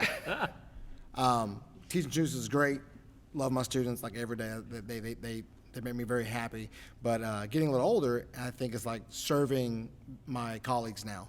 Like, how can my experiences help you avoid a pitfall that I fall in? And the more I do that, it's the same enjoyment and fulfillment that I get from teaching students. Right. Like, they go, oh, Shannon, you do this so well. How do you do it? I'm like, well, I just do this. This is what it's it's not a secret formula. And they reach out and say, hey, I tried it. It worked great. Yeah. Awesome. What a wonderful feeling that is. So it's really nice, and obviously the podcast being a great vehicle for just to get the word out. Just to conversate. I think one of the things that when we were talking about it, my thing was like some of my favorite times now is when I get to see my friends in the DCI parking lot and just catch up for 30 minutes, 40 minutes. We just end up talking. Hey, how's the things going? Oh yeah, it's going well. And so more opportunities I get to do that, the happier I am, and it keeps me going doing this. Like, I can't wait to see Dan at the mesquite lot or whatever. It's just nice to have that thing. The book, though, where can we get the book when it is released? That's a great question. The short answer is we haven't decided yet. There's a publisher that is interested, and they're looking at it. And then the other side of that would be maybe self-publishing it. So either way, you can go to Ausdemore.com and just kind of find out some updates on it. So we will either self-publish it, or it'll be picked up by a publisher. One of those two. Wonderful. But Ausdemore.com probably has the latest email. And that is the updates. correct pronunciation. It is. We were debating that before. We were like, is it no one French? ever really asked. I was like, what kind of Ausda-less puns can we come up with? Oh yeah, that's a good one. That could kind of tie into your realty thing. It's like, spend less with Ausdemore. Oh, I love it. That's good. I've been sitting on that for like 30 minutes. That's good. Hold on, can I write that down? It's really good. Right, yeah. Well, actually, I was born in Germany, so Okay, so wow. Ausdemore is German, and it means out of the lowlands. Oh wow. Yeah. Cool. Well, you wrote the Blue Knights book to live in the lowlands for a lot of it. is very Someone was low. like, I watched Blue Knights playing. It's like, I don't know that they play above 9 inches like 75% of the show. Yeah. Not in a bad way. It's just that's how much vocabulary and I language know. you have. Oh, I know. There's a lot. Than doing that. There's a lot. Yeah. Wow. Well, I love to write in a way that if I was playing that vibraphone 6-part. Oh, yeah.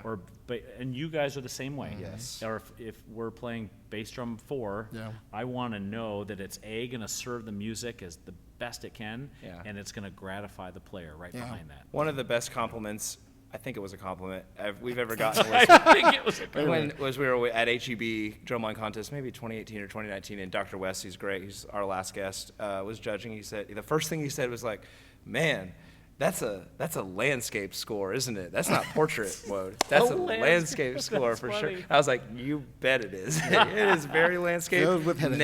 narrow margins, and Filled with headaches. filled to the brim. Well, kind of wrapping up here. Thank you. Seriously, thank you so much for coming on. And this has been not only a joy to have you, but just to sit here and talk. And like Shannon said, just catch up and hang out and Absolutely. talk about the thing we love the most. So we have a couple segments we've got here prepared. Oh, boy. For the end. Okay.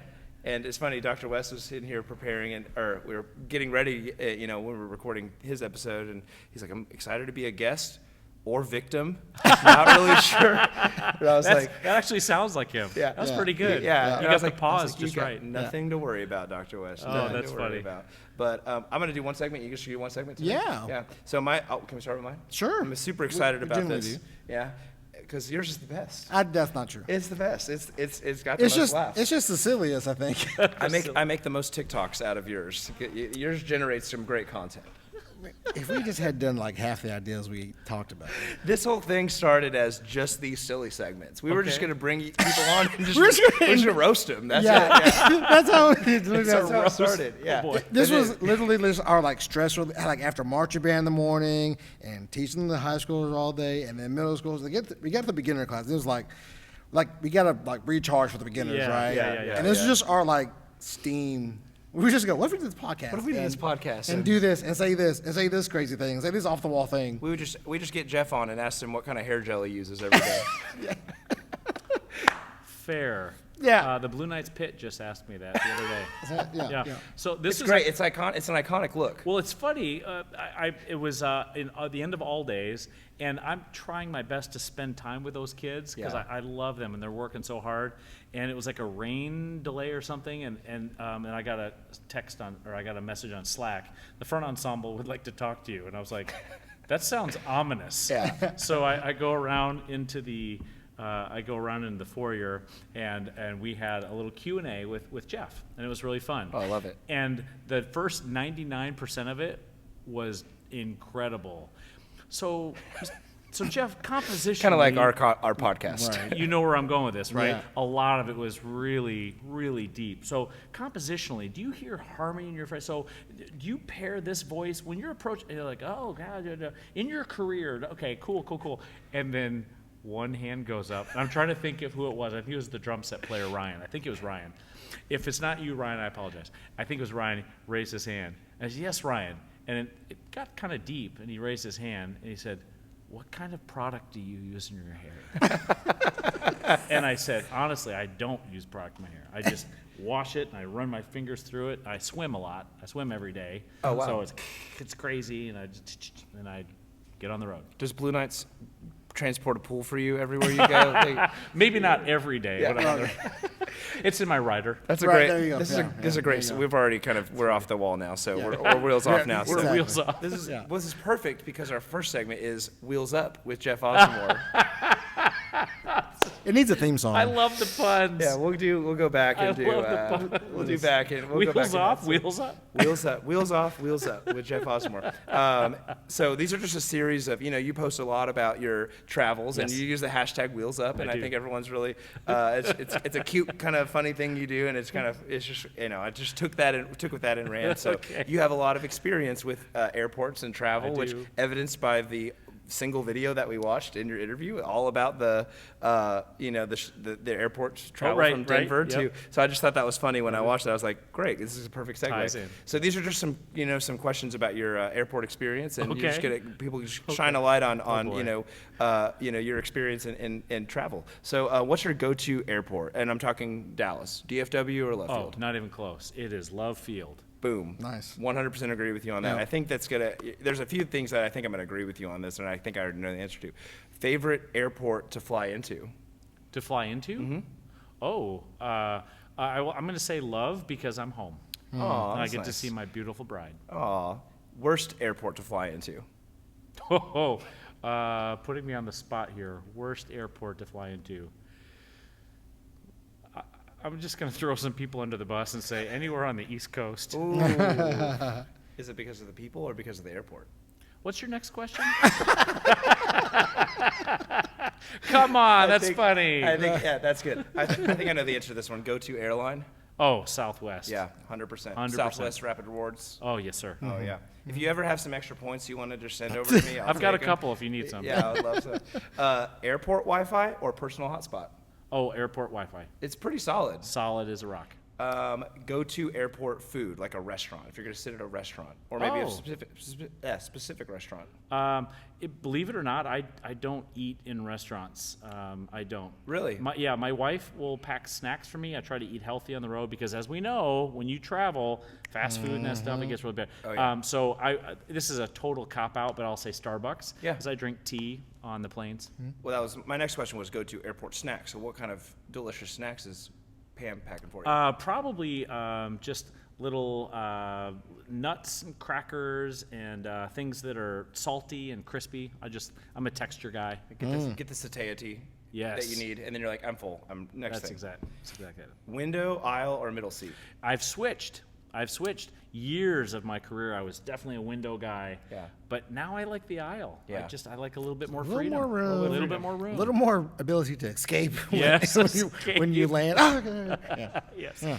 Well, that's kind of my next question. Front of the plane, back of the plane, or are you an emergency aisle volunteer? Emergency aisle volunteer. Yes. Nice. Yes, absolutely. Thank you for your service. And just to be poosty for a second, Yeah. because the A-list preferred, Ooh. I'm so in the front of the plane, I walk back, and my favorite seat of the plane is always open. Yeah. I'm very lucky because I board early. Yeah. Yeah, That's nice. awesome. I finally got an opportunity to. Well, I'm not A-list preferred, but I did pay for the upgrade. Oh, Because yeah. when you're a rewards member, you can get the Right. upgrade refunded. And I finally had a chance to. I was like, Nice. and I don't want to, throw shade at the elderly, but there were several wheelchair-bound passengers that day, unfortunately. For me, because I had to end up waiting for several people Oh. to take all those nice first seats. I see. But I still got the second row. There and you I was go. like, they deserve it. There They- you go. They need to be there. So, anyways, I hope I don't offend the 60-plus crowd, which, based on our YouTube stats, we have 0 listeners. So, So you probably won't. I'm okay then. So going on here, I did this during lunch today. I really came up with a lot. So we're about halfway through. So airplane activities. Are you composing, writing? Obviously writing your book. Yes. Maybe some. Both. Both. Yep. Anything else? On the plane, getting your No, laptop out. or- I respond to emails. I'm really productive. Nice. So my first stint with Blue Knights from 2006 to 2010, in that I joked because I didn't breathe, grow, share. I took terrible care of myself. I joked for many, many, many years. The only good sleep I got in my life was flying to Denver. Oh, wow. And that sadly was kind of true. But now, because I take better care of myself, I am completely productive when I get on the flight. Email, music, deadlines, etc. That's awesome. Or responding to you about getting back. Remember Or- that deadline? Right. I do remember that deadline. What That was that a Midwest? That was a Midwest. And something didn't go through or Yeah, something. you had done your recommendation for That's us, what it but was, it, was a like recommendation. I don't know if I got a notification or someone, and it was like the day of, That's and I was right. like, Yeah, it was. I'm really sorry to bother you, Jeff. And I but got we've it, and I was gotta-" like, Yeah. oh, I submitted that. Yeah. Well, I think it counts for more, like you said, when you do it from 30,000 feet in the air. Yes, that's what And we talked about. It worked out. Isn't that So, amazing? Yeah, that's so incredible. I try to put out fires from 30,000 feet.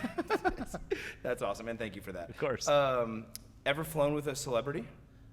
I have not flown with a celebrity, but I do have a story for everyone.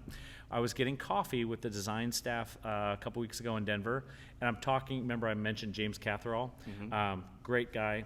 We're talking, and I was mentioning something, and I noticed that he's like really kind of affixed this way, and right as I was about to kind of see where he was looking, he said, "That's Henry Winkler." And I looked over, it was the Fonz from Happy Days. Oh, it was the my Henry gosh. Winkler. So I went over. Is and I this an introduced- airport? This is in a Starbucks. Oh, wow. Right in the outskirts of Denver. And I went over and met him. I introduced myself to him. That's Could awesome. not be sweeter. He was very, very nice. Wow. Was he still acting? Was he the Fonz? He was not. He did not have a leather jacket on. No leather jacket. No. The airport. One of my favorite shows is called Arrested Development. Love it. Yeah, Big fan. yeah, yeah. And so I told him that too. I said, you've been incredible in so many things in television and movies, but your role on Arrested Development is my favorite ever. That's awesome. It meant a lot to him. I did fly with Victor Wooten. Oh, yeah. He was behind me one time. Nice. Nice. I He's a took celebrity. shot. Yeah, that counts. So I forgot about him. I took a shot of him over my shoulder and sent it to Richard Kearns because he's a big Bela Fleck and That's cool. Flecktones. Wow. Yeah. Okay. Couple more here. A memorable seat partner on an airplane. So it doesn't have to be a celebrity, but maybe someone shared a story with you or anything like that. There are countless ones before I started putting my headphones in, and then I realized I'm too nice to stop talking to people, and I didn't get anything done. Yeah. So I immediately put my headphones on. So I haven't had any good conversations in years, except for my wife. When I get to fly with my wife, she's my favorite seat partner. That's awesome. I love that. Any near-death experiences? Fortunately, no. Although the one. These are plastic, by the way, fellas. Oh yeah. So We've got wood. some. Here we go. We've got Here's some wood. rosewood in the studio. Yeah, I'm sure- yes, you do. I was in a bus accident in drum corps. Oh wow. Yeah. So that was rough. Yeah, that was really rough. I feel like I should give you a chance to expand on that. Just Uh, don't. Let's get it. We were pulling out on the shoulder, and I think it was foggy. We were in Indiana. I want to say Mishawaka, Indiana, for some reason. We were pulling out very slowly, and we got hit by a semi behind us. Wow. So smashed the end. My buddy Jim Pecora, one of my dear friends, ended up getting really, really hurt and had a metal plate put in his arm. Oh my gosh. His left Goodness arm. gracious. My friend Quaid, another incredible musician, Quaid Finnegan, was hurt. He was airlifted. He hit his head. Everyone turned out to be just fine in the end. It was just fine. But like my seat partner and I, another snare drummer, we hit the seat so hard in front of us, we uprooted, there's metal plates bolted in. Oh So my gosh. the metal plates came up, and I actually have a scar from it. So the actual bolt. Oh, I see it. Yeah. it's Oh my somewhere- gosh. Yeah.